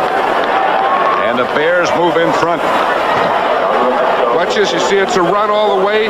Suey is leading. Sanders is blocking. And Vince Evans is running to the flag. Avellini will hold for Rivetto. It is blocked. Mike Downs is the one who got it. And Ed Jones might have got the hand on it too. I'll tell you, that could be a big, big play in this game. You know, anytime you miss you miss an extra point, it usually comes back to haunt you. Now watch this. We'll see it come from the right side. Right, it was Too Tall Jones. His right arm. Too Tall Jones is 6'9". He gets that right arm. He's 7'6", and boom, he just whacked it right back at Rivetto. Almost like a spike. I'll tell you, those those things always come back to haunt you. It doesn't seem like a lot at the time. The Bears are ahead 9-3, but that single point will be there. A lot of time left. 13:39 left to play. The Bears ahead of Dallas 9-3.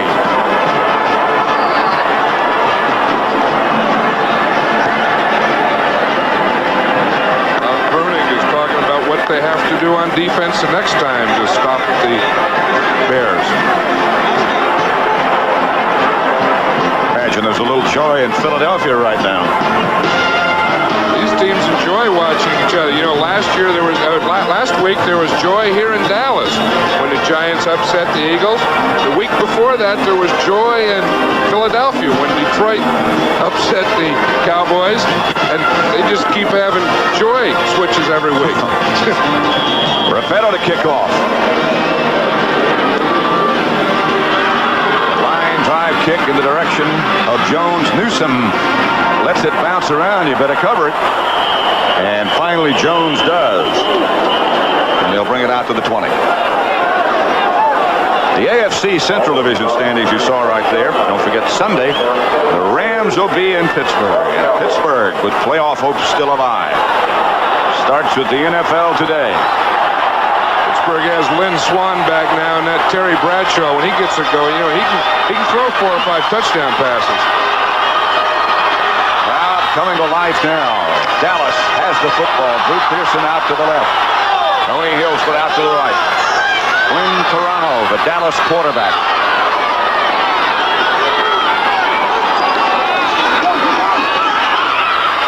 Ron Springs. Springs still on his feet. Outside the 45 to the 47. You know, this may have all started with Ed Too Tall Jones's block of that extra point. It looked like it livened up that sideline. Maybe it made this offense come to life. See, it's a little fake here. Fakes to Dorsett, throws it out to Sims, but there's a penalty on the play. We'll see it here again. Throws it out to Springs. He gets it up to midfield, but there's a penalty that will bring the whole thing back. They walk it off against Dallas. And the ball goes back to the 15. Let's see what happens. Offside, offense, number 80. First time. Tony Hill jumped and nullifies everything. It'll be 1st and 50. Landry a little disgusted. Cheerleaders a little disappointed. Cowboys a little bit further back. Here's the handoff to Dorsett as he swings around to the outside. Gets back 5 to the 20.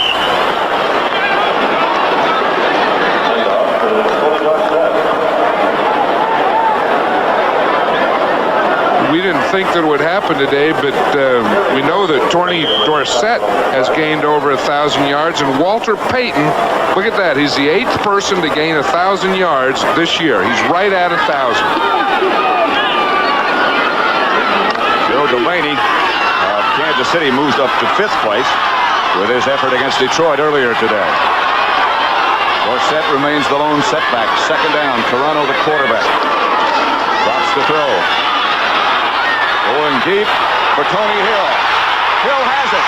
Tony Hill tackled at the Chicago 25 by Doug Plank. And there's no penalty on that one. This is a great throw by Toronto. That was a great throw. And Tony Hill, watch him. Here's Reuben Henderson, number 20. He's on him. He's not playing a man-to-man to the inside. See, he thinks he has help inside.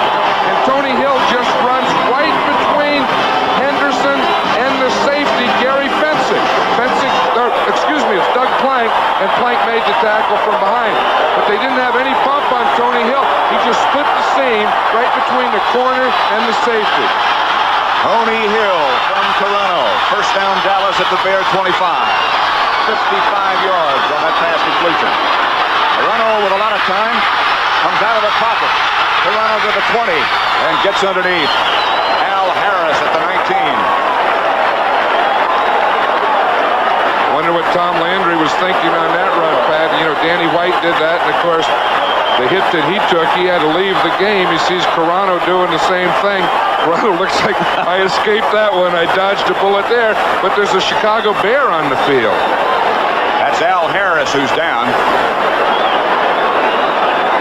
55-yard shot from Carano to Tony Hill has put the Cowboys back in business, but the Bears lead 9-3.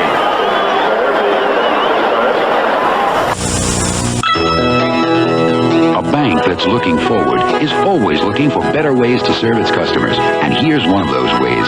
When you open a Security Pacific Bank tax-free savings account, you can expect a high rate of interest on your savings, and it's tax-free. And you'll also get this 9-function calculator with memory. Free. It's something you can count on now, only from Security Pacific Bank. High interest, tax-free. Free calculator, too. Security Pacific Bank, the looking forward bank. I have found my new car. The Chrysler LeBaron series for 1982. They are like no other cars in America, Europe, or Japan. No other car combines LeBaron's high mileage, luxury, and Sit 6. LeBaron has better mileage than every gasoline-powered Mercedes-Benz, Audi 5000, or Toyota Cressida. Lee Iacocca's dream to combine high mileage and luxury is a reality at a surprising price. The 1982 Chrysler LeBaron series. My new car. Caltech's Crazy Escapades, 7:30 tonight. A critical contest for Dallas and for Philadelphia. Tied at 9-3. After this, they'll only have 3 games left to play. By the way, this is the 6th time that Walter Payton has gone over 1,000 yards in his career, and that is a new NFL record. That's Dorsett. He cuts back inside the 10. To about the 9 is Dorsett. Fencing made the tackle, but it'll be first and goal, Dallas. Went over there in that left side behind Pat Donovan. We'll see it there. We see Rafferty fires out. We see the tight end come down. We see the good lead by Ron Springs, who took the linebacker route so Dorsett could cut to the inside. Dorsett doesn't need an awful lot to get through a hole. First and goal at the 9 as Pearson and Hill both split wide to the right. Tight end Doug Crosby is on the left-hand side.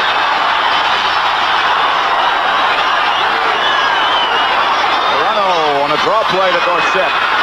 He struggles to about the 7 before Jim Osborne takes him down. It'll be second down. That looked like a little foul up on that play, and it didn't look like it. I think Carano thought that Dorsett was in the I formation, and he was out as a halfback behind the left tackle. Their head coach Neil Armstrong in the middle. Buddy Ryan, the defensive coordinator, signaling to his defense. You think that's a blitz signal that he just gave him? I bet we see one here. I bet we do too. Pearson in one direction and now back in the other as Carano drops. No penalty markers. It's Pearson. And he is cut down, and I mean really cut down, at the 5. And it wasn't a blitz. You know, in the first half, the Bears were very, very effective with their blitzing, their linebacker and or safety blitzing. And we'll see here. There's Neil Armstrong. You know, he's really done a good job of holding this team together. And things have fallen apart. They're 3-9, but you don't hear an awful lot of complaining by this team. Extra defensive men come in. Third down and goal for Dallas. They trail by 6. Here's that blitz. And the Bears blitz a little too hard. Todd Bell was the first Bear to make contact. One of the Cowboys on his back. I think Todd Bell blitzed a little too soon. He knew he wanted to get in that hole. He was getting up there. Encroachment defense, number 25. It'll still be third down. That was Rafferty who stayed down a long time. Here it is. Now watch Todd Bell come up here. You see him coming right in the right of our screen here. He sees Springs going. Now that's encroachment. That's double encroachment. That's serious. If you go over the ball, then that's encroachment. If you go all the way into the backfield, that's a double dipper encroachment. But the difference is this puts Dallas in a position where now they can run the ball. That last down would have been a passing down. This can be run or pass. Third and 2.5. Tom Landry might have been trying to get somebody's attention and call a timeout. Carano fakes, throws to Crosby, and it's knocked away at the last instant. You got to go field goal now, don't you? They have to do the field goal. You know, this is a great play by Reuben Henderson. You know, there's 9 minutes to go. Now watch Henderson. He's there on Cosby. Number 20, see, he starts underneath him. Now watch this leap right at the end, and the right hand go up and just tip the ball away from Doug Cosby. Now Landry has called a timeout, and it looked as if they were going to go for it and not take the field goal. I would think with 9 minutes to go that they would get the field goal here. Pearson, Danny White. Now Hill joins the conference to decide what it is indeed they'll do.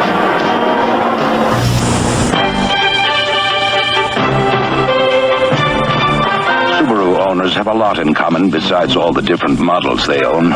With front-wheel drive or on-demand four-wheel drive.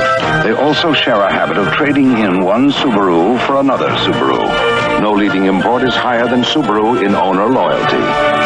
People stick with a car they don't get stuck with. Subaru, inexpensive and built to stay that way. This bud's for the man who took the Andrea Doria treasure back from the sea.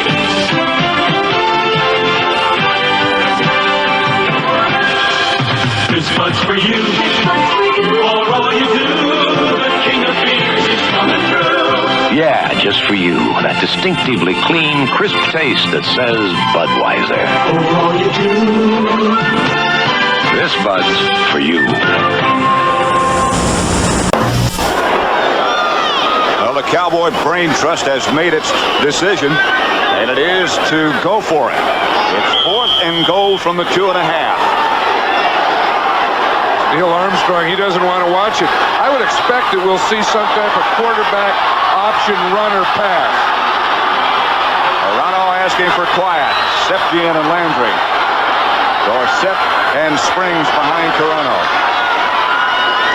The fake is to Dorsett. It's patted away by the Bears and very nearly picked off by Mike Hartenstein.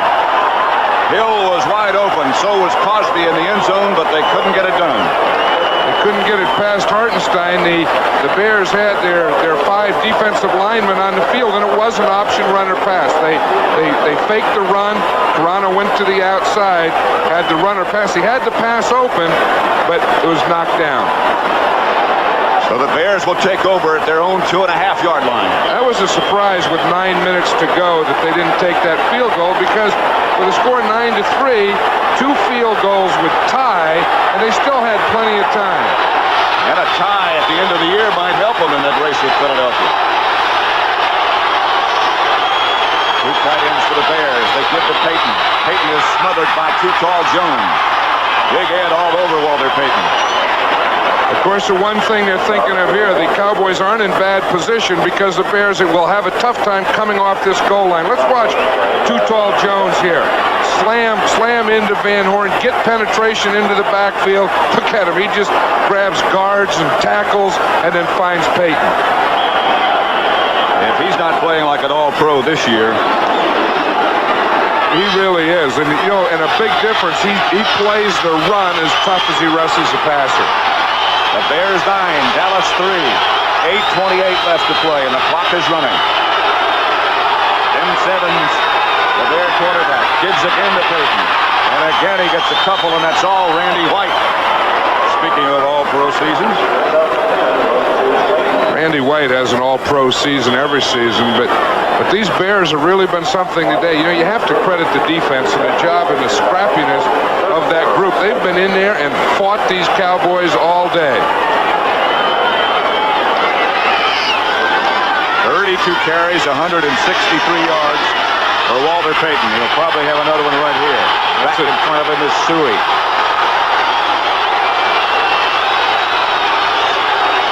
Evans throws back to Payton. He will not get the first down, and the Bears will have to kick as John Fenton is the first man to make contact. Hey, that's a day's work for Walter Payton. You know, after this game, of course, they'll have 10 days before their next game, and he'll need it, and they all deserve it. Here is Bob Parsons. Standing in the end zone, James Jones out near midfield for Dallas.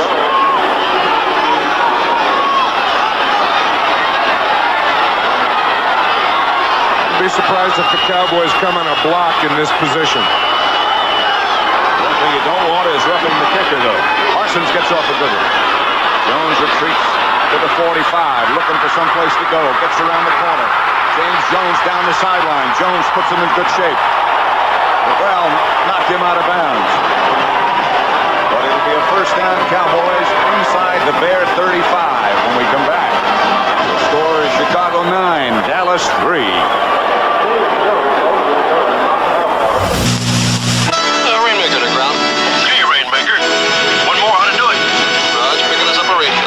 Tell that fire not to go anywhere. Bullseye! You got it! Does that mean it's Miller time? Roger. Miller time. Well, it's time to relax. Time for the best tasting beer you can find. Beer stands clear. Miller High Life. If you got the time, Miller's got the beer.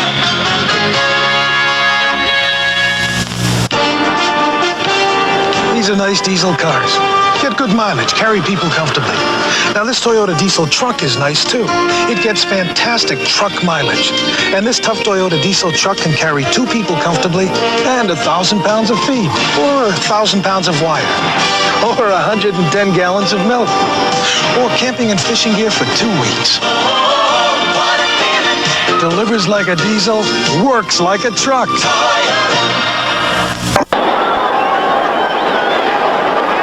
Pat Summerall with John Madden at Texas Stadium.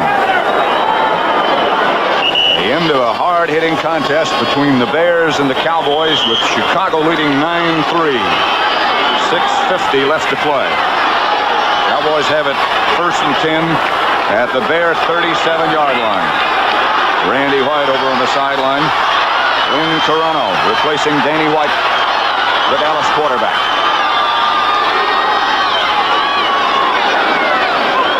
Salvi in motion. Carano back to throw. Will take off with it. And does. Carano heading for the sideline. Gets out of bounds at the 26. And up for a first. I'll tell you, he saw Gary Fensick coming. He did the right thing that time. But watch him here. He goes back to pass. He really had pretty good protection, but there's no one open. You see, the blocking's there. It's pretty good. He's looking downfield. There's no one there. He can't find anyone. Then he has to take off. Going up. Now he starts up here, starts inside. Now he sees that sideline. Fensick is coming from his left here, and right there he gets out of bounds and doesn't get hit. He's learned. He got a first down. The Cowboys number 18, their quarterback, Lynn Carano. Carano rolls right, looks back left. It Springs with blockers in front. Springs inside the 20. Springs leaps down to the 10. Gary Campbell made the tackle. What a play. I'll tell you, Gary Campbell made a great play on that. That play faked everyone out. Now watch what happens. Carano gets the ball, starts out here. The guards pull to the right. Carano goes to the right. The defense goes to the right. The only one out here on this side was Gary Campbell. Now he had to play the whole thing off. Now watch here. Now Springs gets the ball. Now watch Campbell there. 59.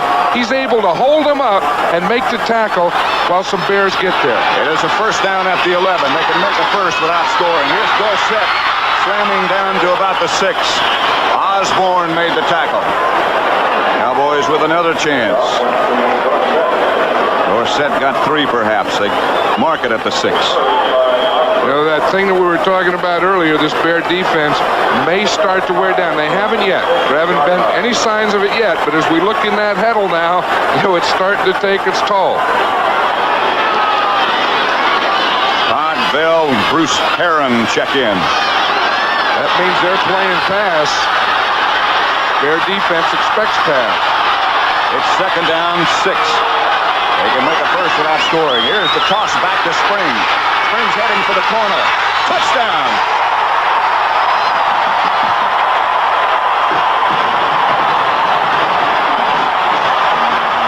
The first one there to congratulate him was Tony Dorsett. Now that missed extra point looms big.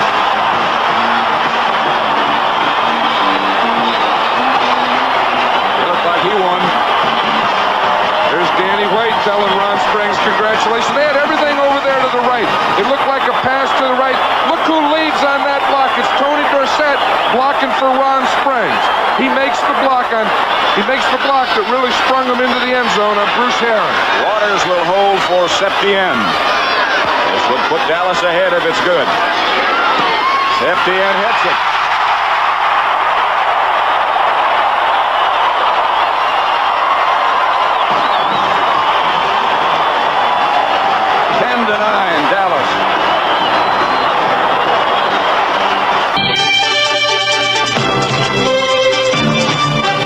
Roomy, inexpensive Subaru station wagon not only goes far on a gallon of gas,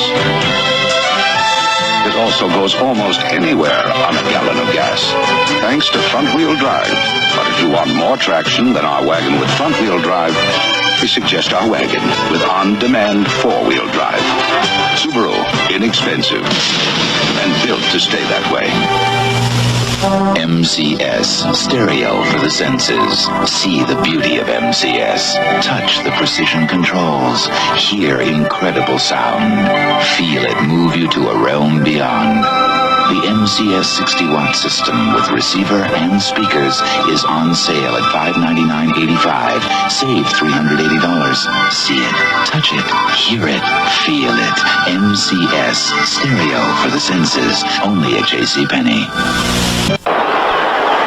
Here's the difference so far. Right, and you talk about a play that changed the momentum, that put Dallas back in this. It's this play right here. Too Tall Jones, number 72, spiking that ball, blocking the extra point that made the big difference in this game. That always comes back to haunt you, Pat. Over the years, that's so true. Here's Septien to kick off. Good kick. Moorhead takes it about 6 yards deep. And the end zone, and the Bears will operate from their 20. There's Ron Springs, who just scored the touchdown. But watch this play again. Now watch number 33, Tony Dorsett there. We know what he can run and the moves he has. But these are the type of team players that every team has to have. Watch the block that he makes. He stays with him, keeps his head up, stays with him, and then cuts him right at the end so that Ron Springs can get in that end zone. That's why Tony Dorsett is the captain of this team this year. Vince Evans, only 5 out of 16 passing today for 40 yards. They'll have to air it out now. Walter Payton is behind him, along with Suey. Here's Evans. He hits Ricky Watts. First down, Bears. Everson Walls made the tackle. You said he had to air it out. He did air that one out. That one didn't stay in the air very long at all. He can really zip the ball. Look at that, right in there to Ricky Watts. The Bears haven't beaten the Cowboys since 1971. Cowboys haven't lost at Texas Stadium since 2 years ago, Thanksgiving Day, when they lost to Houston. Watts comes out wide to the right. Marjoram to the other side, and now Marjoram comes in motion. To Payton. Payton chased in the backfield and taken down by Harvey Martin. About a 5 or 6 yard loss. That's what the Cowboys have been trying to do. That's the way to stop Walter Payton. That's the way to stop any great running back, is penetration. Get in the backfield before he can get turned upfield, and Harvey Martin there just did it. Neil Armstrong, a little anxious over on the sideline, understandably so. Been a rough year for him. Coaching tends to make one anxious. That's why you're glad you're here, huh? Learn to relax. Second down. Here's Payton again. Chased by Benny Barnes. Payton cuts back. And Payton is racked by Anthony Dickerson. He picked up about 10. It'll be third down, Chicago. Anthony Dickerson came all the way across the field, and Payton was just coming out of a move when he hit him.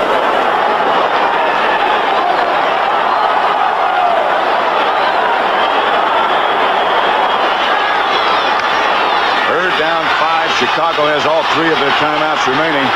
Dallas has 2. Landry looks on. Less than 3 minutes left to play. Cowboys with the rush on. Openers Watts. Evans missed him. Steve Wilson, the defender closest to him. You know, that has to be credited to the, again, it was Anthony Dickerson who hit him because Watts is open out here.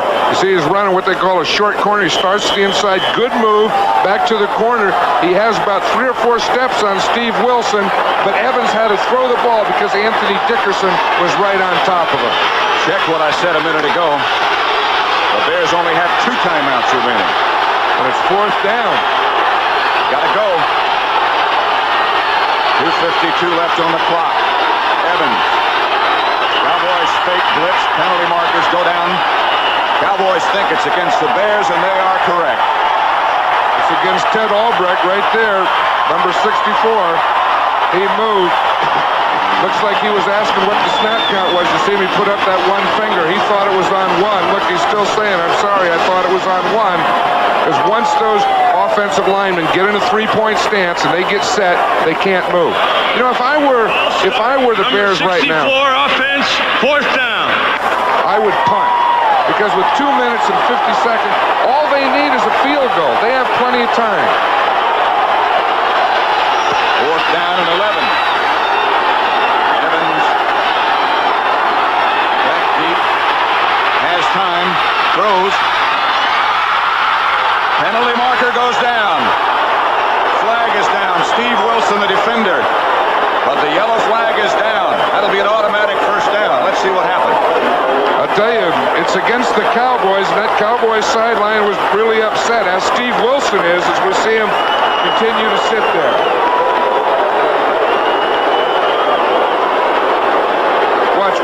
We'll watch the whole play again. Here's Ricky Watts. They start off in his zone. Steve Wilson bumps him. He's okay the first 5 yards. It wasn't on there. 1st down. Excuse me, it's going to be right here. See, he has that left hand on him. You see him grab the arm with the left hand? That was the pass interference. You can see the official going for his handkerchief just as soon as he put that arm on. 1st down, Bears at the Dallas 40. They need a 1st down and perhaps a little more to get within range for the field goal. 2:42 left to play. Peyton, the ball carrier. Tripped up after 3 by Ed Too Tall Jones. That's right. The Bears have to remember now with 2 minutes and 33 seconds that they have plenty of time, that they're working for a field goal. They don't have to do anything silly. All they need is, you say, about 10 more yards to get in that range. And time is not important yet. They let the clock run. They have 2 timeouts remaining. Perhaps they'll get a play off before the 2-minute warning. Taking their time. They'll let it run down to 2 minutes.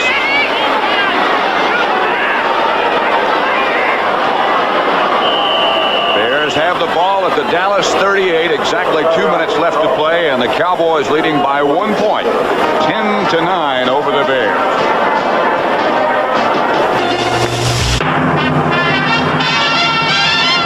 Alcoa presents Fantastic Finishes. 1967, 15 degrees below zero in Green Bay, Wisconsin. The Packers trail the Cowboys by 3. The field is a sheet of ice as Bart Starr keeps the ball and sneaks into the end zone for the score. Who made the block that sprung him? Right guard Jerry Kramer against massive Jethro Pugh. The Packers win 21-17 and claim the NFL championship. Alcoa can't wait. Since time began, nature has demonstrated the wisdom of recycling. In rain that falls to the earth, travels to the sea, and rises to the clouds again. Now, man must learn to recycle too. At Alcoa, we've already started by initiating programs that are saving billions of aluminum cans every year. Raw materials and energy too. Recycling. We're simply doing what nature has always done. We can't wait for tomorrow. Alcoa can't wait. Pat Summerall with John Madden at Texas Stadium. 2nd and 8 for the Bears. They have 2 minutes left to play. Both teams do, of course. At the 38-yard line. And the Cowboys lead by 1 point. And the Bears need about 10 more yards to get in position for a field goal. 2nd down. Peyton looking for some running room, doesn't find much. John Dutton wrapped him up at about the 35. From here, if they try to field goal, it would be from 52 yards out. I still think to feel comfortable that 10 more yards would be a lot more comfortable for him. Certainly would. Here's Rivetto. He has his own holder there. You see, that's a new machine. I have not seen that apparatus before. Yeah, that's a new one. See, and then he doesn't have to worry about a holder who's in the game. Brian Bashnagel's his holder in the game, so he can practice without his holder. That looks like something that he might have created himself. Pitches back to Peyton. Peyton struggles for the yardage, can't come up with the first down. They're playing for that field goal. Dutton is out there. It'll be from about 50 yards. So it'll be about 50 yards. We ought to count the men now. You can only have 11 men on the field on a field goal attempt. Now you tell me. Where was I in Detroit, huh? Like 1 to 0 was going in 10-11 on offense, 10-11 on defense. We're okay. It'll be 49 yards out with Bob Avellini holding. Crowd rising to their feet. 36 seconds left to play. Rivetto hits it. No good. Wide. And no good. He had the distance, but not the direction.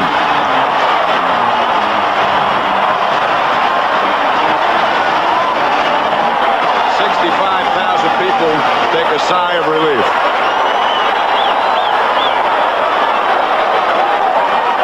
Watch the reaction here. Avellini's the holder, and he gets a good snap, good hold, the ball's down. But again, he knows right now that it wasn't good.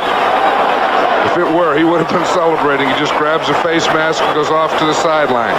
And believe me, when that happens, that's a long walk back to that sideline. Bears have 2 timeouts remaining.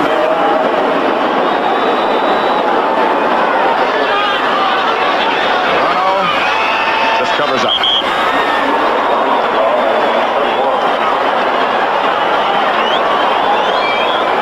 Clock running. Tonight on CBS, Jessica Novak, Knots Landing, and Magnum PI. That's the lineup after football. And it's been quite an interesting afternoon, a rough afternoon. It's been very rough, and it's been a seesaw, up and down battle of control. You know, in the third quarter, Dallas had 8 plays for -1. Now in the fourth quarter, they come back, they had 12 plays for 115 yards. And that's really the difference. Although they missed field goal, there's a difference. And block extra points. It didn't help matters. I'm sure in Philadelphia that they could just, we were that close to it, we almost had another one. Second down, Toronto does the kneel again. And the Bears take another timeout. That's all of them.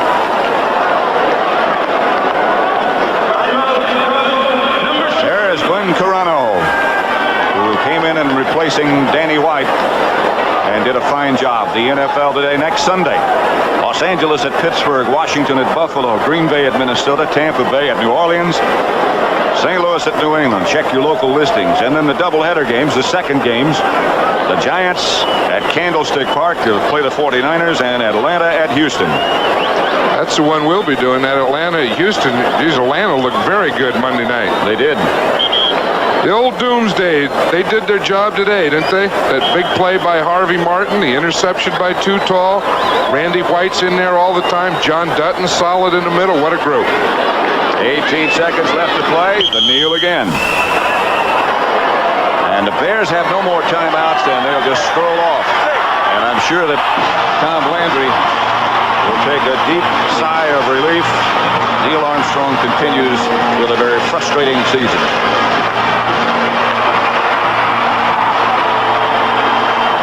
Again, the final score. Dallas Cowboys 10, Chicago Bears 9. Again, we wish you a happy Thanksgiving. Happy Thanksgiving. It's been a very eventful day. Senior producer Charles Milton III. Game produced by Terry O'Neill, who made the trip down to Dallas. Directed so well by Sandy Grossman. And all the rest who spent Thanksgiving in Texas and made it a most enjoyable trip. Thank you. Boy, quite a group, John. They sure were. They were on top of everything today, you know. And I think that pregame meal that we had last night, that turkey dinner, I think was the thing that they needed, because they were really ready to go today. That group. Either Great that job. or the cigars. It's Dallas 10, Chicago 9. That's the final score. For John Madden, Pat Summerall saying so long from Dallas. Let's go to Brent Musburger. All right, Pat, thank you so much. Now, there was one other game played on this Thanksgiving Thursday. That was in the Motor City, and here come the Detroit Lions. That legend is still alive and rolling. It was Eric Hipple against Marv Levy, and the Kansas City coaches couldn't even get the headset to work. And Hipple said, let's roll. David Hill, where are you? 7-0. The Lions go ahead. But the Chiefs bounce back. Billy Jackson plows up the middle after the extra point. It was 7-0.